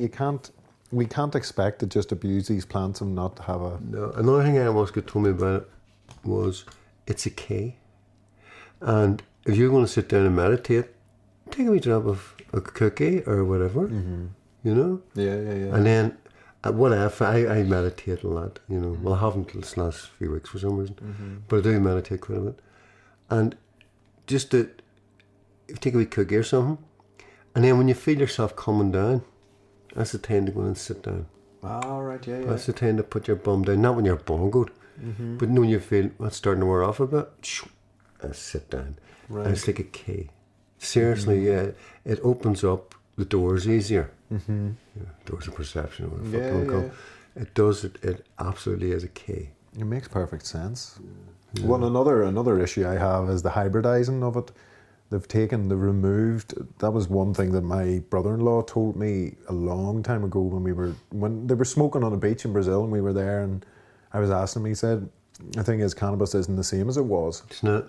And he says he said she's been removed from her natural state, and she's now, humans are hybridizing it and ramping up the THC, and it's all good for guys who want to be doing that, but at the same time, as a plant and what it was originally, when people say, oh, it's been used for thousands of years and all, it's like, but the cannabis we have now is like 25% THC at times. Like, that is super, super potent. Mm-hmm. It really is. Like, and it's not the same, but it does. And I have had the experience where I've smoked certain strains, and it felt manufactured. It felt man-made. It felt like the trick. Do you know what I mean? It was almost like it would flip from being all sativa to indica in like 2 seconds. I was like, this is fucking weird. Like, it's like man has got in and dabbled. I have a friend, he, not mention his name, but he's a bit of an expert in all this, and he's followed the whole fucking thing, the way they've genetically messed about and all this stuff, you know what I mean? He could talk for hours on it. Yeah. It is what it is. I suppose it's human beings and doing their thing and playing around with nature, and we're always at it, aren't we? Like, I can't imagine. I think carrots used to be purple. They did, yeah. Do you know, it's like that's right. We've done our bit. Grapes don't have seeds anymore. It's like that freaks me out. It's fucked up, man. Have you ever eaten a grape with a seed in it? I got them randomly. No, I buy them all the time. That's all I buy. Can you get them? Yes, you get them in Sainsbury's now and again. That's right, because I got them in Tesco. But it was the first time I had it. I was like, holy shit, there's crunchy. It's gorgeous too. It's great. But the thing about the seeds in that, there's a compound that actually kills cancer. Yeah. In the seeds. Of course. Same as apple seeds. Remember you're a kid, don't eat your fucking apple tree, it'll grow up your hole and all the balls. Yeah. Grow up your hole. That's right. Hopefully it grows up, not out, No, like everything is swayed to... Yeah. It's, Yeah, it's like we're saying, it's like hybrid fruits. Yeah. They're hybrid. Yeah. They're man-made fruits and man-made foods, and this is how far we get away from. Like, someone was showing me someone sent me a picture of like what a broccoli's meant to look like in nature. Jesus fuck, I wouldn't eat it. I know. Do you know what I mean? It's broccoli isn't a natural food. Your man, what are your doctors happy with a black lad? Right. Okay. Did he? He don't eat broccoli. Right. Yeah, don't eat broccoli. But for the same reason, though, because it's not a natural plant. Right. There's certain plants aren't natural. Yeah. You know what I mean? It's like our tomatoes aren't natural. No. Or fucking red tomatoes. Yeah. Tomatoes are all colours, every colour. Yeah. I was actually, as a girl opened a shop in the Craigie Road a few years ago, didn't do, Polish girl. And she brought all these tomatoes, they were in their purple and green and white and fucking pink people stripes. People I suppose. You know what I mean? Freaking people out. It is the way. It's an issue, actually, because you wonder. So I went over to Brazil. The first time I fucking smelled a mango, I was like, holy shit. Yeah. What? And I was like, what are you doing? And they're all smelling it. And they go, well, you know how good it is if you smell it. I was like, right, well, I can never smell mangoes at home, ever. Mm-hmm. So then I started thinking about it, and I was like, well, if we are living in this land, and it's Ireland and whatever, we have all this climate around us, and we're living off the land, and then, because of modernity, you can go into Tesco in the middle of winter and buy an unripe fucking mango, and you're eating it because you read online that mangoes are really good for your health, right? But then you're thinking, right, that thing was picked when it was like a rock, and it was a fucking boulder. Yeah, and it hasn't time to mature to do all its nothing stuff. Yeah. But you're eating it in Ireland in winter, and you should really be eating. It's not. It's where I think we're getting it all wrong. You talking about going back to the food of the land? It's almost like, I think in some ways the food coming from your land is going to resonate with your own body, and this is part of Ayurveda is massively into that. Like they would say, the sattvic thing where it's they say eat fresh fruits and veggies. So if you're in winter, eat winter fruits. If you're in winter, eat winter vegetables. Eat this kind of thing, following the seasons accordingly. We don't have that anymore. No, it's weird. No. We've been given foods from all over the world that aren't really natural to us, I know. Yeah. It's scary, because you wonder, I often think of the rates of things like allergies and inflammation, bowel disorders and all this. Yeah. Is it coming from the fact that we're not eating the right food at the right time of year for our particular body? Because we'll never know, Is there any benefit in a mango? Like, I don't know, you would need to test the mango, but is there any benefit of eating a mango in winter that's coming from Brazil? Like, does your body produce the enzymes to break it down to it? But do you know what I mean? There's so much going on in that fruit that is so foreign to you because it's it's growing. Yeah. I don't know. I often think about these things when I'm looking at it all. Yeah, but then again, our table to have is spuds. Potatoes South America, Argentina, I know. Eating, well, that's it, isn't it? Yeah. And so I suppose over time, then your body just learns to kind of adapt and most use the starches and stuff. I don't know. Yeah. What are you doing next in life? Well, have you any any plans to do anything nuts, to go and take a bogey or do anything? Or? A bogeying, that's one. That would be interesting. I was looking to go and do San Pedro. So am I. Oh, you really? Well, yes. I know someone. Oh, we'll talk about that then. Yeah, we'll talk about that. But that was the next. My friend told me the other week he did it. Yeah. And he's done quite a bit of all sorts of things. And he says it was like getting wrapped in love for 2 hours. That's what I've done all the kind of getting the shit kicked out of me by these things. Yeah, I need a wee bit of kind of love would be nice. I mean, look, to be honest, I've done I researched like a madman about San Pedro a couple of years ago, and I found all these people who do it, and randomly Navajo thing. Yeah, and I was invited to a ayahuasca ceremony that I couldn't go to. And then I was talking to the woman about it, and she said, "Oh well, we actually do San Pedro." And because she was talking to me all about mushrooms and all. And she goes, "Have you ever tried San Pedro?" I was like, "No." And she was like, "It's absolutely incredible." She's like, "It's like the oneness you feel. It's not so much visual."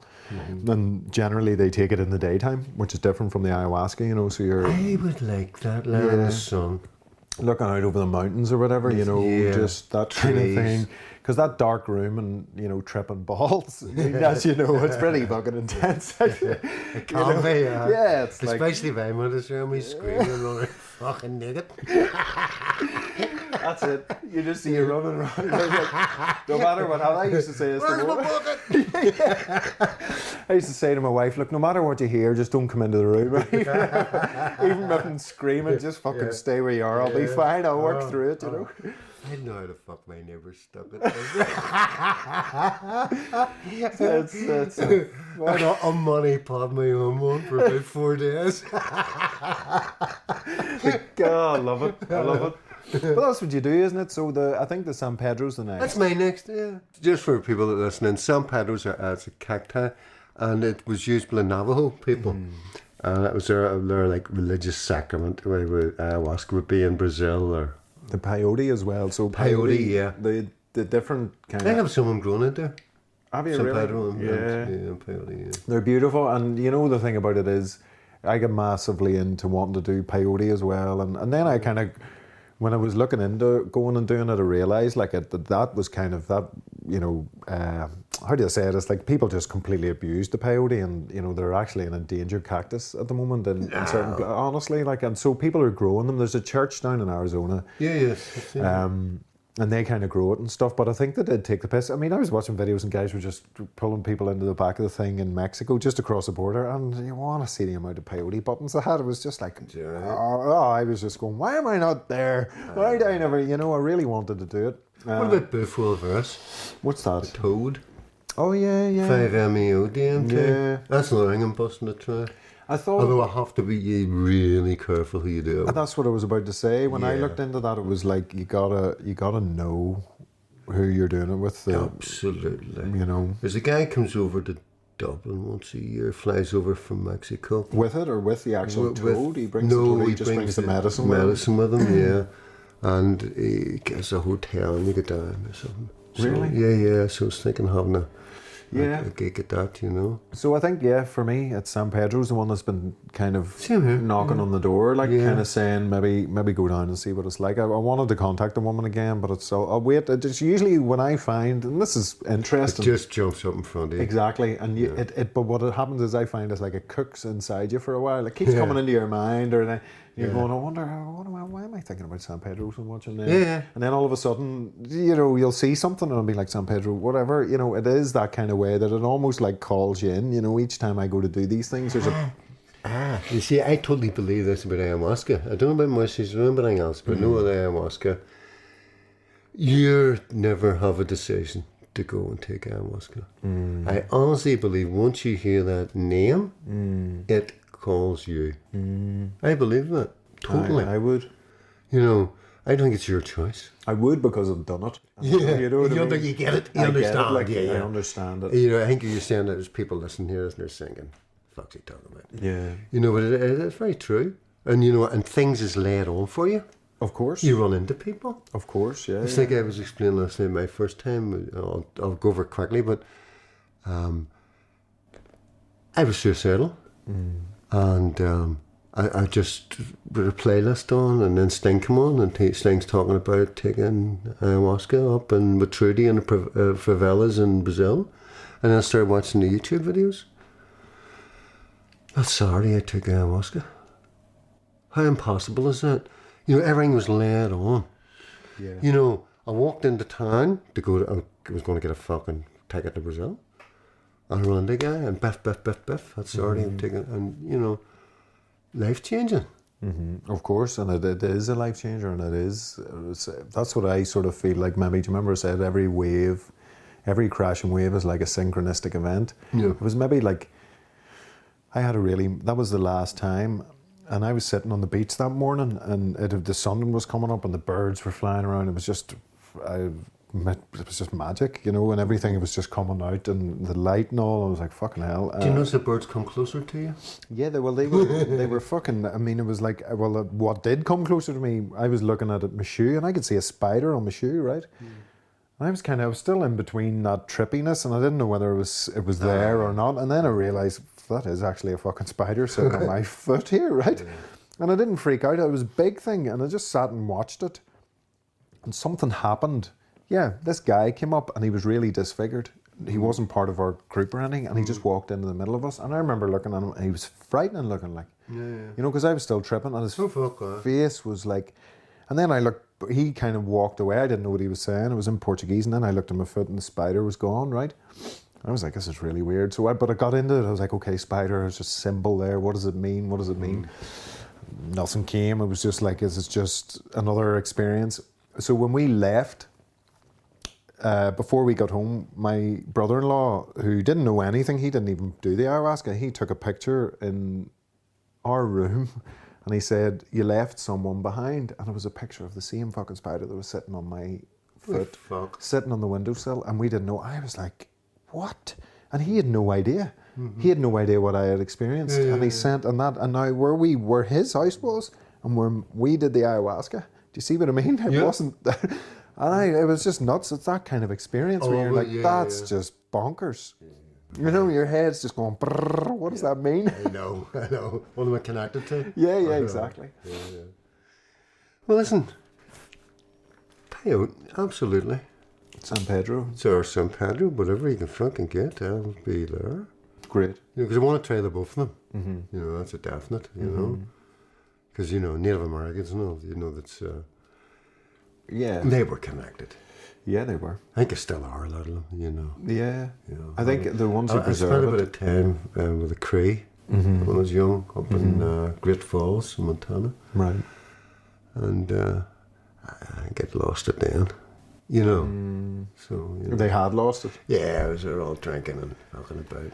But isn't that what it was like? I sort of believe that was the intent. Of course it was. It was the intent here too, you know. They fucking give them drink and shut them up, you know. Exactly. That's what it is. It was. And you see, when I have a Keith Finn is a friend. He's genius in Irish, so ancient Irish history and stuff, you know. But when I look in the Irish history, we were very highly regarded, especially our women. Because we're druids, you know, they could connect to the fucking trees, you know. Of course. They could connect to the water, they could communicate over distances, you know. And we were very highly respected, but that had to be wiped out. Of course, well, there was a letter, I think.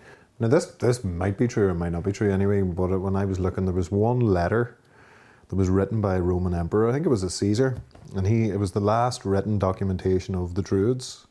But it was him saying basically that there were these people that lived in an island that was in the mist, and they didn't fear death, so they were a threat to the empire. And that was that kind of, these fucking people are because they were so advanced and they're thinking about the other world and and I kind of feel like the sad part about Ireland is that memory is gone. I mean, they rewrote. The monks came here and rewrote every word, every story. They rewrote it to suit them, and they've done it worldwide. Of course, and they took all the books. Apparently, like underneath the Vatican, there's like a library. It's like 7 miles long. Yeah. Would you take the Great Library of Alexander? That was probably the greatest loss. The biggest losses in mankind. There's been scriptures, books, and scrolls in there for fucking, from all over the world. It's just gone. Yeah, because a lot of boys sat and rewrote themselves into history and then burnt it. It's simple, this is what's been happening across the world. It's but people are starting to get their history back. They're starting to preserve it. To preserve it and look on. It's like, I'm from Belfast, but the Irish language, to me, is one of the most important things to look after. It's so ancient. It's a beautiful thing, And I never understood it, to be honest with you. And then I started going to Irish lessons a lot of years ago down the Ormer Road, and I couldn't pick it up, for fuck's sake. You couldn't get it? No, God's sake. Could you aim a tattoo? I was away to Agus. But I just couldn't, I just couldn't get it up. But I heard a woman singing in Irish one time, a few times. Holy shit. It's fucking beautiful. Special. Like. Oh, it is, yeah. Well, of course, if you can get a language out of people, then they're not connected to their land. So you remove the language first, which is... The first thing you do is you get rid of all their culture. You get rid of their books. Fucking take their books, man. Burn the fucking things. You take everything and then you ban them from practicing. Exactly. Censorship. And that's what they did. Yeah, it's fucking... You know what I mean? It's still happening today. Of course it is, on a bigger scale. Like, they talk about this, history repeats itself. Jesus Christ, when are we going to get out of this loop? Soon. I hope so. No, I really believe that. I believe in the 100 monkeys. Yeah. I believe in here, better explain for people the 100 monkeys. The tipping point. 100 monkeys in Japan. Japanese people are always studying. They study everything to bits. But there's there's a lot of uninhabited islands in Japan that are just full of macaque monkeys. And the local scientists have been studying these for years. They pull up in their boats and they drill the monkeys down to study them. They threw sweet potatoes up the beach at them. And that drew them down. They could sit and do their business. But the monkeys just lifted them off the sand, left them sand and all, until one day a young, and this is important, female monkey lifted her potato, walked down to the sea and washed the sand of it and sat and ate sweet potato with no sand and kept dipping it in the salty water. And she taught her young brother. And soon, it was always the young monkeys that learned this first. Right. The older ones that took a wee way, And then one day, the 100th monkey in that tribe went down and washed its sweet potato. And at that moment, all the monkeys got it. They all got it. But not just on that island. All the islands. Islands there was no contact, nothing. But it just showed that it had a collective consciousness. That there was a collective consciousness within that to send that out, that message of what to do. I believe that's where we are. I believe there's a collective consciousness that's building. And then once it reaches the tip, with the monkeys, they worked at 11% of the tribe. Right? Well, if 11% of us was to get to a certain place, most people are sheep. Yeah. And most, if the world was to change tomorrow, flip over, people just accept it. And people become more kinder, more gentle. It's a big ask. It is a kind of a, but what you see as you're saying that about the 100 monkey thing, and I was kind of thinking, do you know that actually could explain, because a thing that bothered me the most when I was doing all my research into conspiracies and all was the idea that around the same time in history, humans were building pyramids, right? But they were building them in South America, they were building them in Egypt, they were building them Bosnia and Japan. I went to one in Bosnia. But the point is, we're led to believe that there's no fucking way in hell that these people could have communicated with each other to build structures. But to build structures, you know. And then, but you imagine if somehow back then we were at a level of consciousness where it was like, do you know what I mean? It was like we were on a different level where we knew that this is what we're building at this time. Yeah, but then again, you also know that, you know, when you look back at like of big inventions, Galileo, the telescope. But Galileo didn't invent the telescope. Loads of people over the world invented a telescope at the exact same time. Just he happened to be in Italy, and Bob Hope, you know, a great fella. You know, and that's the same with most things. You know, A equals MC squared. You know, same thing. You know, and all different things. It seems to be like there's a collective consciousness, or we're ready for that, or you know. Does that make any sense? No, well, I get it, and it is, Ben, you're asking questions like, is it common? Like, are we all kind of tapping in, and just some people are the ones who bring forth the, you know, like the whatever the inventions or something, they're the ones, but we're all kind of, because it is, the pyramid thing just still blows my mind, and they still are aligned with these constellations and all, and Newgrange, and all these things is just bonkers. Like, how did they know? You're kind of going, because the way we're led to believe is somehow that we are advanced. More advanced than they were, but it depends what you call advanced. I know. Do you know, it's like, well, technology, but technology like is just, it's people putting shit together. Yeah. And I know it's an advance in certain things, you know, rockets and all this kind of stuff, and it's highly scientific, but like, is it any more incredible than people like learning how to build a structure that people, you know, certain people down in Egypt have said that these are energy chambers that these people were creating. You know, that, but yeah, we're going off saying, yeah, I don't care. Let's go off on a tangent. Yeah. The pyramids. Yeah, but when you look at the great, I went over the pyramids a few years ago, but when you look at the Great Pyramid, and you look at the sarcophagi in it, right? Yeah. And you look at the dimensions of it, and you compare them to the dimensions in the Bible of the Ark of the Covenant. Of course. 48, 22, 21. You can actually see the measurements. And, you know, and my understanding from what I gathered from, you know, everything I've read and all about it, there were energy chambers, you know, and there were healing chambers, and there were also connection, like you could sit and meditate in them. To me, that's what Newgrange is. As soon as I get into Newgrange, this is for fucking meditating in. This was never a grave or a load of balls. And the tomb thing never sat with me either. Like, no, and you know what Graham Hancock with a cartouche? Okay. There was a cartouche, and the only inside all the pyramids is just stone. There's no decoration. There's no fuck all. It's just stone, right? You know, when you look where they buried these kings, they find, you know, what was around them, and the art, it's unbelievable. But in the pyramids, there's nothing. Except in one, and it's a cartouche.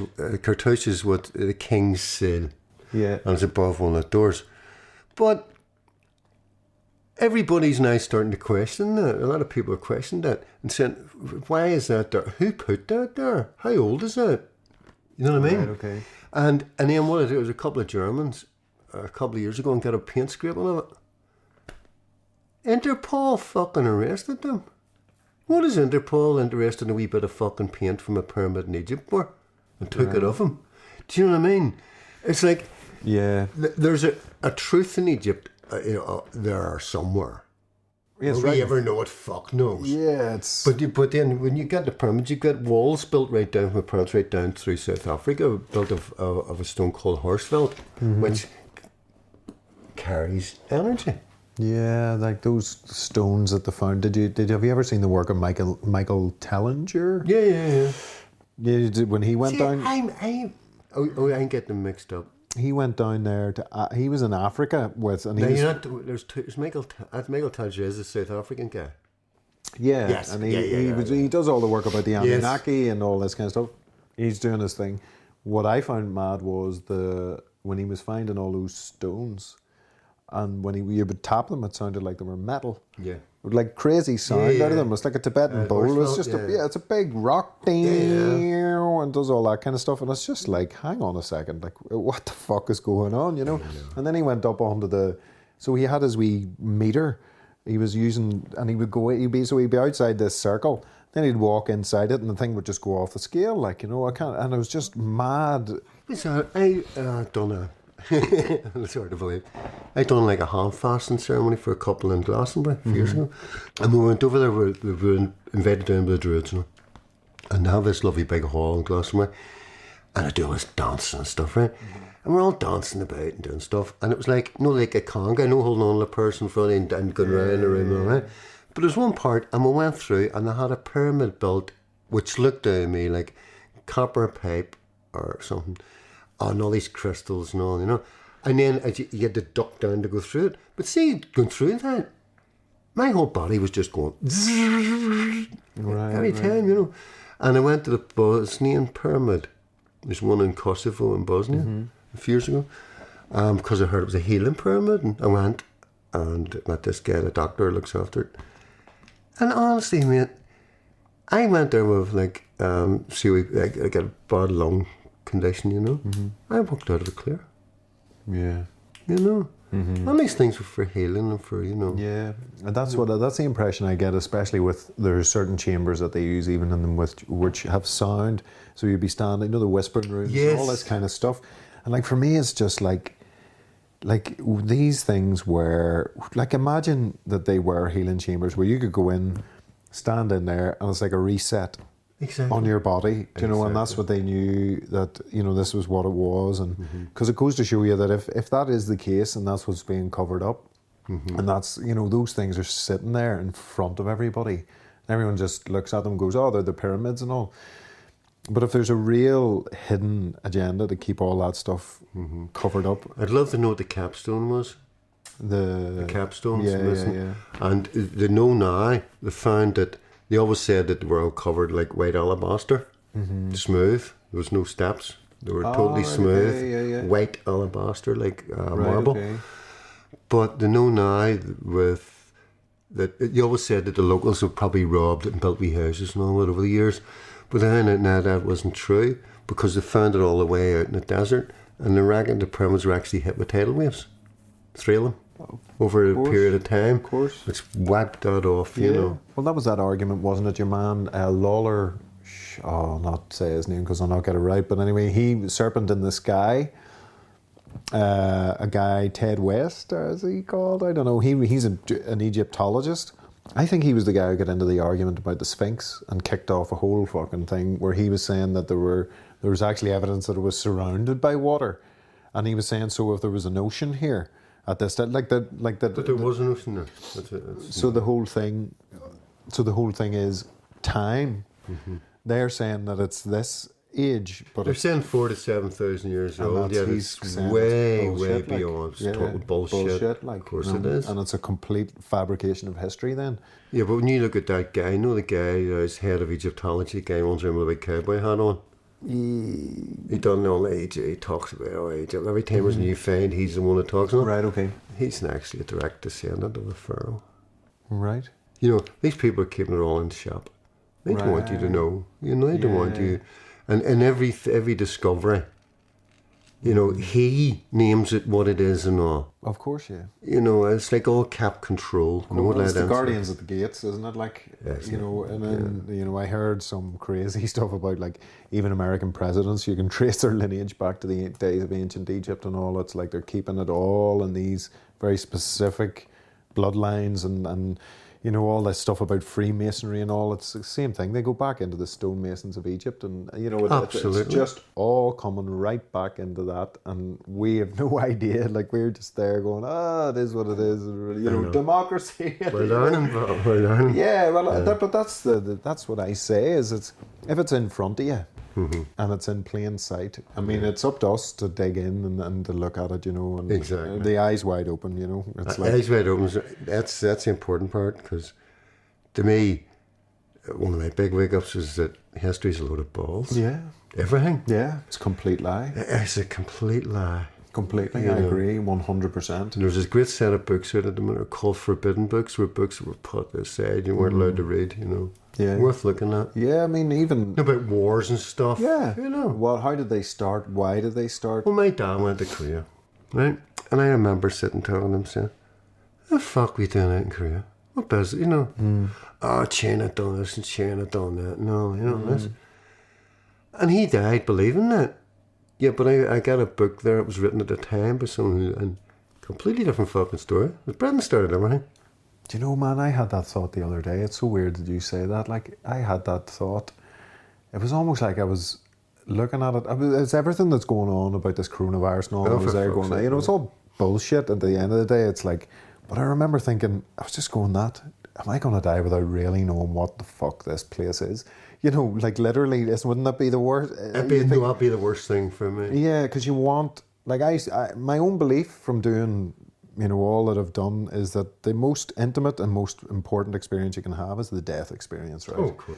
That's where it's you and no one else, you know, it's you and the maker, whatever, the light, whatever words you use to call it, but that is the pinnacle.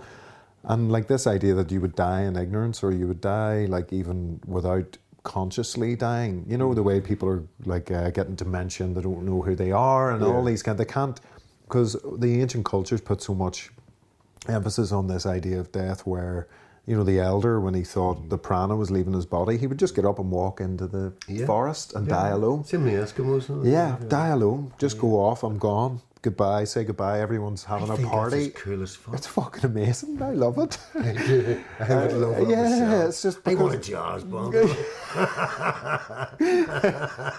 double bass. Oh, boom, boom, ba-dum, boom, ba-dum, boom, ba-dum.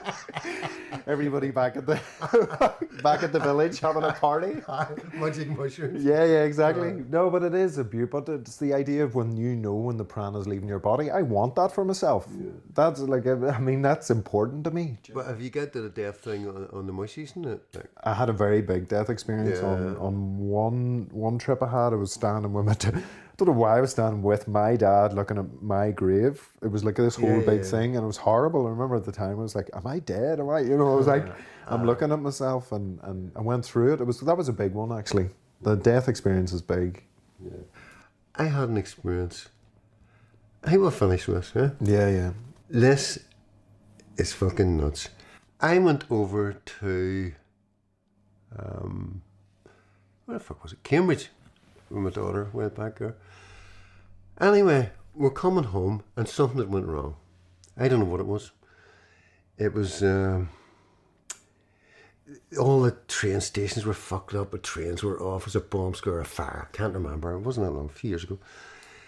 And I didn't care because we had loads of hours to kill. You know what I mean? We're just getting it from Cambridge up to the airport or whatever. Forgot it. No big I just don't worry about love. We'll just fuck about. So we flapped about. Eventually we got on a train. I'd stand like no sardines, no. Get off at the other end. And there was like 5 escalators going up into the airport. And people were fucking bolting, you know, for their planes were running like fuck. And I'm standing telling her, we're in no rush. And over her shoulder, I seen a woman standing. And I seen she was struggling.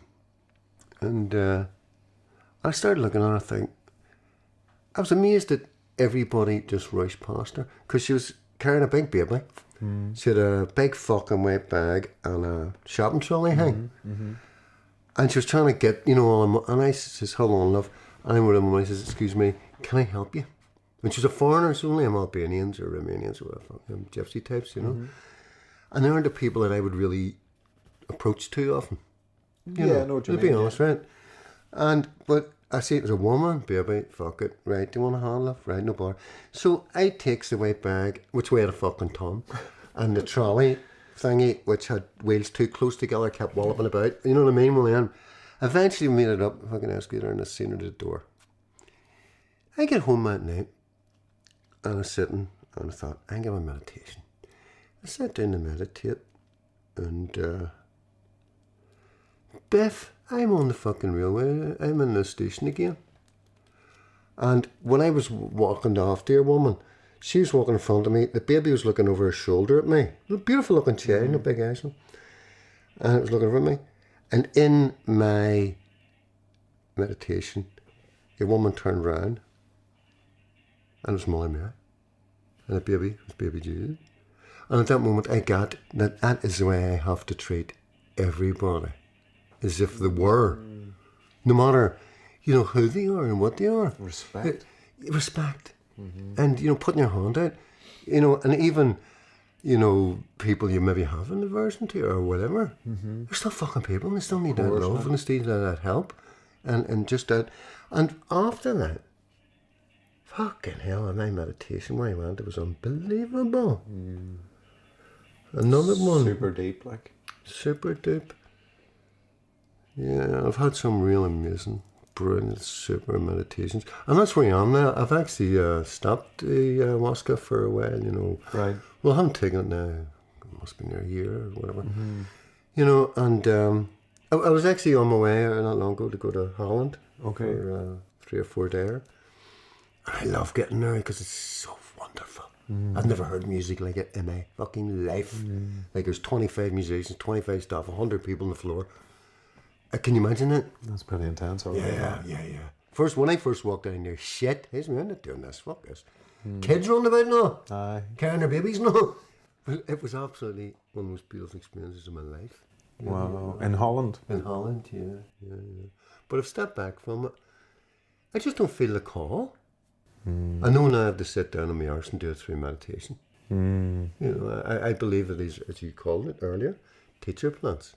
Yeah. They're to teach you, but you're just to teach you what you're ready. Okay. No. Yeah, and they don't, and not to be used, not to be turned into another. It's like I can't do it without that. It's like Exactly. no, they're the tool.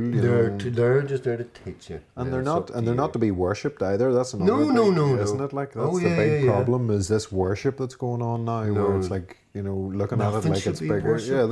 Yeah, I am the boss of that. That kind of way. I kind of see it that way. Like that, if I'm a shaman and I'm going out to pick mushrooms, or if I'm going out, I'm the one that it's calling me. Yeah. But it's like I'm the one in charge. I always have that attitude to it because. Yeah. I'm taking you. Yes. Do you see what I mean? And it's like you're bringing me, but I'm making the choice. It's like in ceremonies where mushrooms or ayahuasca, whatever. I would have just lay there and took what came.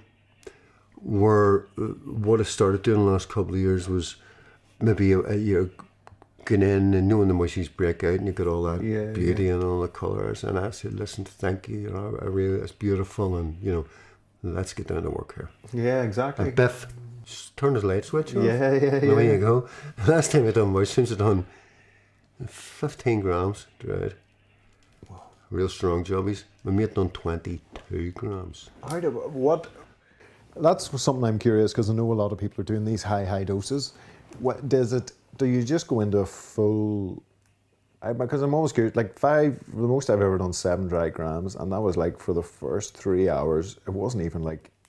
There was no sense in it. There was no teaching. It was like, fuck me. Fuck, just get on it. It wasn't even like, I reckon I was just lying on the ground making funny noises. Like, yeah. And it wasn't even, and then, like, it was on, but then it started to become, as it got kind of a wee bit less, then I started to get that whole thing of the teaching and the spirit world and all. Yeah, well, maybe Carnage's bringing him was the real teaching. Possibly. Who knows? It felt like I was short-circuiting. I've one more question for you. Right? Okay. Well, when I started this journey, with ayahuasca and all, and you're making these fucking beautiful. That's the big thing for me, is the people you meet. Yeah, of course. Stunning. Kindred spirits. Oh, for God's sake, yeah. And they're all out there to help you and to look after you. It's beautiful, Everything I've done, I did it. At first, I did it to stop my neck on myself. And then I did it because I was curious, and then I did it because I fucking fell in love with it, and and I was learning so much and stuff, The last thing I ever expected on the journey to find at the end of the journey was God. Did you ever have an experience like that? What was the question? Did I have an experience of God? That God thing, that superior, or... Did I ever have an experience of God? Or what you would call God. Yeah. When I was taking... it's different. Like I experienced okay, so here's the thing. Like when someone says to me, do you believe in God? My thing is, what does that mean? Yeah. You know, and then I have to then, so people then say, well, do you believe that this is the only thing? And I say, no, I know this is not the only thing, right? Because I've gone to other places, and don't ask me how that works or how the mind and the consciousness, science doesn't understand it either. So the God thing, I did have a light. I had this light, this divine light. I had this experience, and it was the same night it was the night I took the 7 grams, and there was a thunderstorm happened. I thought I was controlling the lightning. I was like 10. I was giving cues. I was like a conductor. I was like Don Juan. There's probably some header outside your door with a set of symbols. Carlos Castaneda style, you know. I was fucking full shamanic. Yeah. And then I was like, I swear to God, man, I was looking at the sky, and I was looking at this kingdom right in the sky. I kept like rubbing my eyes and all, trying to get it to go away. You know, when you're tripping and you think you see something and you don't. Yeah. This fucking thing just stayed there. Yeah. There was and I was so like baffled by it. But it was beautiful, and it was like colours that I'd never ever seen before. Yeah. Oh, I don't. I'm like, you haven't tried DMT yet, have you? No. Oh, Jesus. No, well, that's about to happen. Hey, well, you asked me what's next. But the whole thing is, so that God thing was so that experience of the light inside me was this idea that, you know, God, wow. Is there, what I always find is there that point where you get to, that still point of light, that, you know, that transcendent thing that we all call God? Do you know, that's what all religions are talking about, the light. Do you know, that transcendent light that so many people experience? And I did have that experience of the transcendent light. I had an experience, Mine was a bit more full on. Right. Yeah, I was in my mum's. She'd only died about a month or so.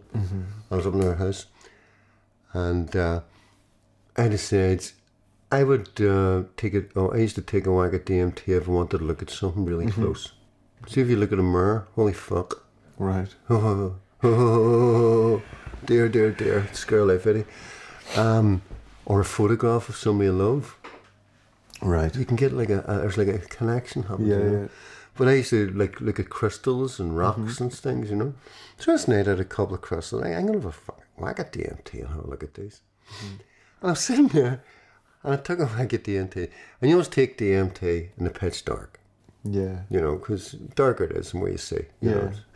So I takes a big whack at DMT, and I set the pipe down the sofa beside me. And then I started tripping a wee bit, and then I realised, oh fuck me, the pipe had spilt over and the DMT had melted, and it was dark brown, and it had run on the sofa. Right. It was the only drop I had, and he's me, oh fuck. And I scraped it up my thumb, and I'm tripping balls at this stage, right? And I scraped it back in the pipe, and I thought, well, that was a waste. You know, fuck's sake. There's hardly anything left in that. I could take a whack anyway. Holy fuck.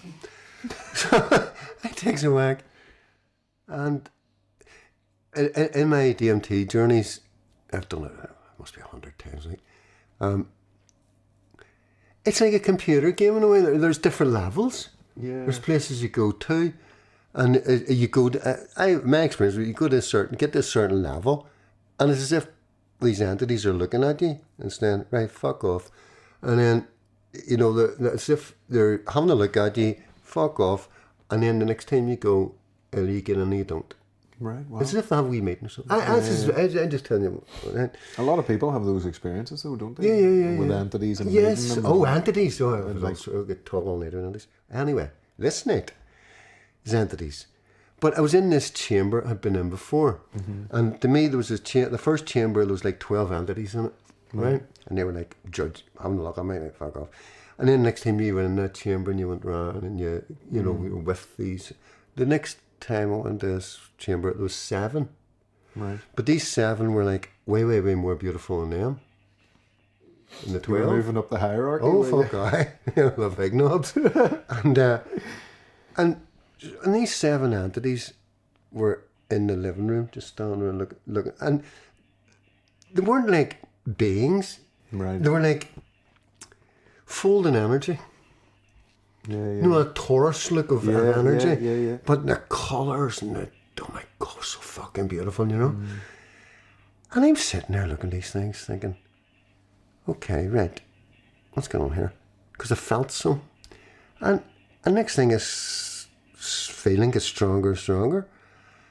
And the next thing I'm told, you better get in your feet, big lad. And I knew then exactly what was going on. And I stood up. And I could feel this love just coming fucking nuts. And this thing appeared in front of me. I took all my clothes off and lay down on the floor and was told, don't you ever bow down, nobody get on your feet. And I stood up and this entity was, it was so beautiful. I screamed and threw up on the fucking floor. And it was just so much that for it to take in of all this love and beauty, you know. That's no way to introduce yourself. All right, God, what a meet you. Happy to meet you. Ah, boy. But, and then I'm standing there and the entities moved towards me. But when I'm standing, I looked down and my body was gone. I was just energy like them, but not as beautiful as them. Right. It was beautiful, but nowhere close to them. And fucking, they were not close to this God type figure. But the entities come in, and I put my hands out, and then their energies come into mine, and we all joined. And then I became one of them, and then the God figure came. And we all became one thing. And the next thing I know, I'm floating through the universe, a place called 0 Point, which again is a Taurus. And when I was in that, it was the point of all the energy of the universe come back to one place. And the only energy that lasts going through the universe is love. And I'm lying there, floating through fucking stars or whatever, just being saturated with pure love from all round. The multiverse, as I understood it then. Not a universe, multiverse. And that was I had that experience. And I can't deny it. Of course. I'm not running around going, go God and go do all this. No, you know, I'm not, you know, I hate fuckers preaching, you know. And, you know, and I do it, it annoys my head. And at the same time, you know, if I mention God or something, somebody says, I don't give a fuck what anybody else believes. Yeah. You know, I'm not trying to convert anybody. I don't give a bollocks. You believe in the big red bus. You'll be happy, you know, but that was my experience, you know. It was and profound. I think that's the most important thing, because you've done it and you've been there. It's like, you know, those, I look at those psychedelic art paintings and stuff. Sometimes I'm like, wow, I've been there. Your man, Alex. Alex Gray. Yeah, my God. He does one of the death experience with the guy in the eyes. Yes, Man, I've been there so many times. Yeah, eyes all over the walls and up the, like traveling up through a big tunnel of eyes. Tunnel of eyes. Tunnel of eyes. It's like, what? I've been there. Yes. You know, so we all have it inside us. And here's one thing. We'll end in this. This is my belief. I don't believe they do shit. I believe ayahuasca and everything else, all they do is put you to your natural state and learning what your natural state is. Does that make sense? totally. That's my belief, you know, after doing it, you know, so much. I think it's the most amazingly intelligent thing I've ever came across. You know, intelligence of it. I was at an ayahuasca ceremony one night, and the next thing, I'm fucking running around screaming with joy. Yeah. At that moment, I knew that my granddaughter had been just conceived. Yeah. And I felt the love of her. That's pretty deep. It was fucking deep. Yeah. My daughter walked in the house a few weeks later. I turned around and says, "You're pregnant, and it's going to be a wee girl." "How do you know I'm pregnant?" "Yeah, Ayahuasca told me." I had a very similar experience, and we'll we will end on this. A very similar experience with mushrooms, and I was taking mushrooms, and we've been trying for a baby, weren't having a baby. I had kind of just said, well, it might not happen. And I had taken mushrooms, I was lying in the room, and then there was just this feminine energy in the room all of a sudden. Oh, yeah. I was like, what's going on here? Like, and I could just feel this, and this voice said, I'm waiting for you. Oh, yeah. Right? I'm waiting for you. And I was like, what? But I ran in. The funny thing about it is I ran into my wife, kind of still tripping balls, like, and I was like, we're going to have a baby girl. We're going to and she's looking at me like, what the fuck are you doing? Go to bed, you mad bastard, right? But she remembered that. And so when she did get pregnant, my wife was like, what do you think? And I'm like, I'm not saying anything. And I didn't tell anybody. And then we had a baby girl. What do you call it? Isabella. Yeah, so it was beautiful, but that's that kind of thing where, you know, I knew, and it was in my mind, I was like, what if it's a boy born? But there you go, man, it was a baby girl, and I felt that night in my heart, we are going to have a baby girl, like she's waiting, you know, so anyway. It's the guy, the Sikhs, you know, when I was out in Amritsar, kept saying to me, we're all one. Mm-hmm. That's it. Thanks, man. That was absolutely wonderful. I enjoyed that tonight. Thanks so much. Give us a hug, big man. Great. Absolutely Good fantastic. chat. Thank you, bro. Brilliant. Thanks. Thank you. Thanks.